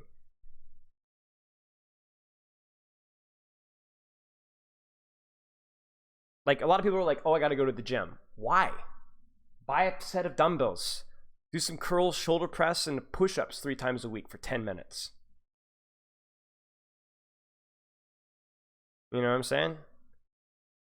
Go take a walk. Listen to a podcast. You know what I'm saying? Find ways to make it easy and enjoyable. And you'll rebuild those connections in your brain where fitness and health is a positive thing. You know? It doesn't have to be you know? That's the thing. Like people try to like, bro, okay, you guys ready for a hot take? I think gyms are often a negative thing for most people.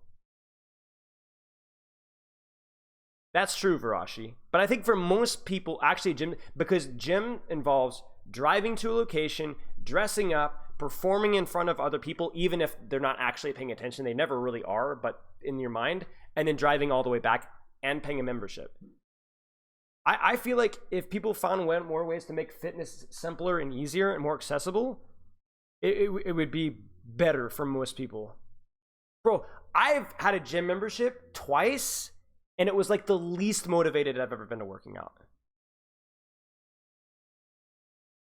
Because even though it was like 12 minutes away, I was like, bro, I don't want to drive 12 minutes. Bro, I had a hard time sprinting recently because the only field I could find was like 15 minutes away. I was like, there wasn't enough space. Well, I actually found out that we have a yard next to ours that's like the neighborhood, like drive in the neighborhood, you know. And I figured out that I could actually sprint there. Bro, I sprinted twice as much once I figured that out. South Carolina, Christian. Not city. Near Greenville, South Carolina. Upstate, near North Carolina border. But you need to be like, so make it easy and enjoyable to do. And like part of your lifestyle. And that's not like a brand new information or anything. I think most people should, a lot of trainers out there encourage that, but like, it's a reminder, you know, like, Mr. Beast collab soon? Why? Does he live near me? Wait, who am I, guys?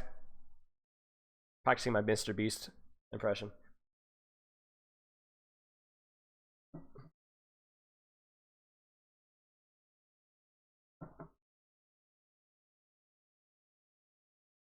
I've also had like a lot of thoughts about like workout intensity as well. I think we're gonna come back to a time now where like having like these insanely intense like stressful workouts aren't like super necessary for the vast majority. You guys remember Insanity from Beachbody? I think workouts like that, I did Insanity. I think people are gonna like look back in that and they'd be like, that wasn't optimal for weight loss or fitness. No, I don't know much about city design stuff. No, I don't live in South Carolina. I act like I probably live in California, sorry. Goggins is wrong. I don't know. I don't want to get down the whole Andrew Tate, Dave Goggins thing. Is it Dave Goggins? I don't really know who that. I've heard the name. I don't want to go down that road. But let's put it this way: a lot of mentally ill men and boys are hearing advice from people that have good intentions, but that have more emotional, psychological problems than they do have physical problems. And while physical solutions to psychological problems, I believe is a real thing, I don't think that the way to approach it is just to, it's like the American Psycho mindset of just like smash it and fake it till you make it, I will be the best, you know? Insanity killed my shins. Yeah, I saw that video, Jay. I think Jeff Nefford does a good job talking about it. Yeah. I don't know. I think like the thing with like Dave Goggins, is it Dave Goggins or Andrew Tate and all that kind of stuff? It's like countercultural stuff. It's like as our culture gets more mentally ill and like more lazy and like more distracted, then people fight it, but they always go in they like overcompensate. You know, and I promise you guys, I'm not going to get political. This is the only political thing I'm going to say. But that's how Donald Trump got elected. Is he got a bunch of people that are irritated at something pushing too hard. And so then they go in the opposite direction to snub the noses at people that they don't like. And that's how this kind of stuff happens. Okay, interesting, Christian. Spoken about with Tate? No, I don't know a lot about Andrew Tate. All I know is that I associate Dave Goggins and Andrew Tate as in like the He-Man motivational guys. I mean, Dave Goggins might be a really good guy and his advice might be good. I'm just saying that like, I don't know. I don't even know enough about either of them. I'm just saying the crazy intense alpha male kind of stuff to me is like really hit or miss for most people.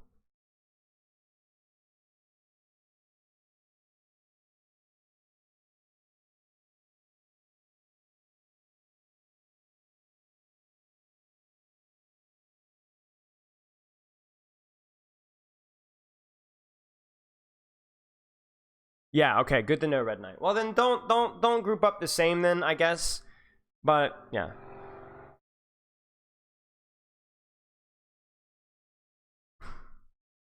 As human beings different, but in terms of the type of overlap and the appeal is what I'm saying. There's a lot of people, a lot of guys out there especially that I think are are struggling, and so then they try to latch on to somebody that they look up to, whether it's motivational advice or relationship advice, and a lot of it is good, but sometimes feels like either all in or nothing, you know? I'm not sure if I'm getting that across, but that's kind of like my general like feel, you know? Yeah, that's true, Varashi. I mean, where I live quote unquote close to my parents, but it takes me an hour to drive there. An hour to drive there. You know? And we moved, what, 20 hours away? No, more actually, because it's South Carolina. Almost 21 hours to drive from where we used to live. And we're only and we're just on the eastern seaboard.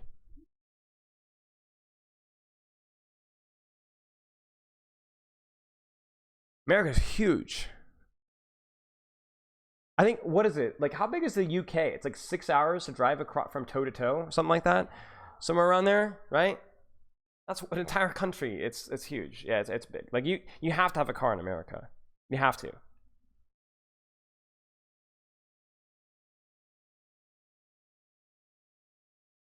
Yeah, bike lanes are either too tiny or non-existent.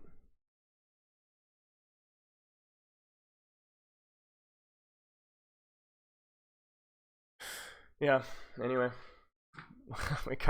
There's tangents and then there's this. I don't even remember what got us started on this. Was it the health thing? Edinburgh to London is probably around 8. Okay. But how did I start talking about health? Physical therapy. Dang it, Jolly Rat Time! Man, this guy. Somber mains ruin everything. Not even when you're not even trying. You're just a horrible person.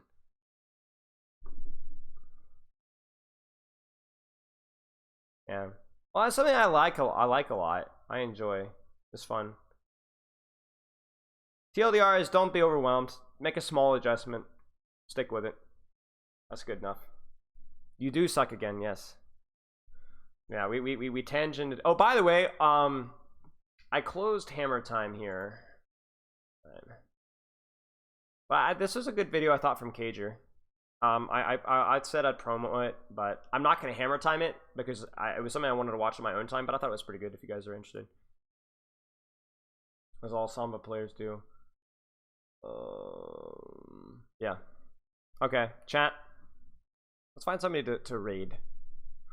I try to raid people in my Discord, because I remember I never got any big raids when I was up and coming.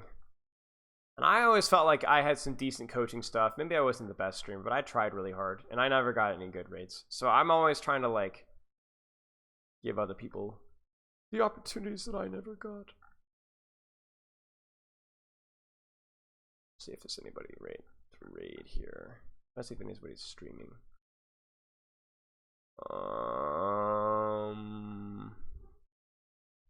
Thank you for the stream. Yeah, of course. Yeah, of course, it was fun. I had fun. I mean, this is what we wanted Thursdays to be like, right, y'all? Like, just kind of like chill, do some different stuff. I appreciate all help with the micro tip stuff as well, and the rock paper scissors discussion. That was really fun. I'll work on that video. I don't know like the ETA of that video, but yeah, we'll get there when we get there. Yo, Pepper, I might be collabing with our mystery guest later tonight. If you want to eat sooner rather than later, because I will probably be working a little bit tonight. I haven't mentioned who the mystery guest is. It's not you. I wish it was you though. Okay, there's nobody in my Discord that's streaming. We can host Epic. Maybe host Epic. How was class? Good, actually. Nice. Sick. Hopefully not. We'll host Epic. So Epic is a student of mine, sick Genji player. Yeah, tank day should be fun. I'm gonna need to get some sleep that day. I'm gonna be completely gassed. Okay, chat, loves and kisses. Rating 2 Epic for you. I will see you guys on Saturday. We'll have stream. We'll be starting early on Saturday. It'll be like 1:15-ish. So about an hour and 2 hours earlier than usual. All right, loves and kisses, chat. I'll see y'all guys later. Peace.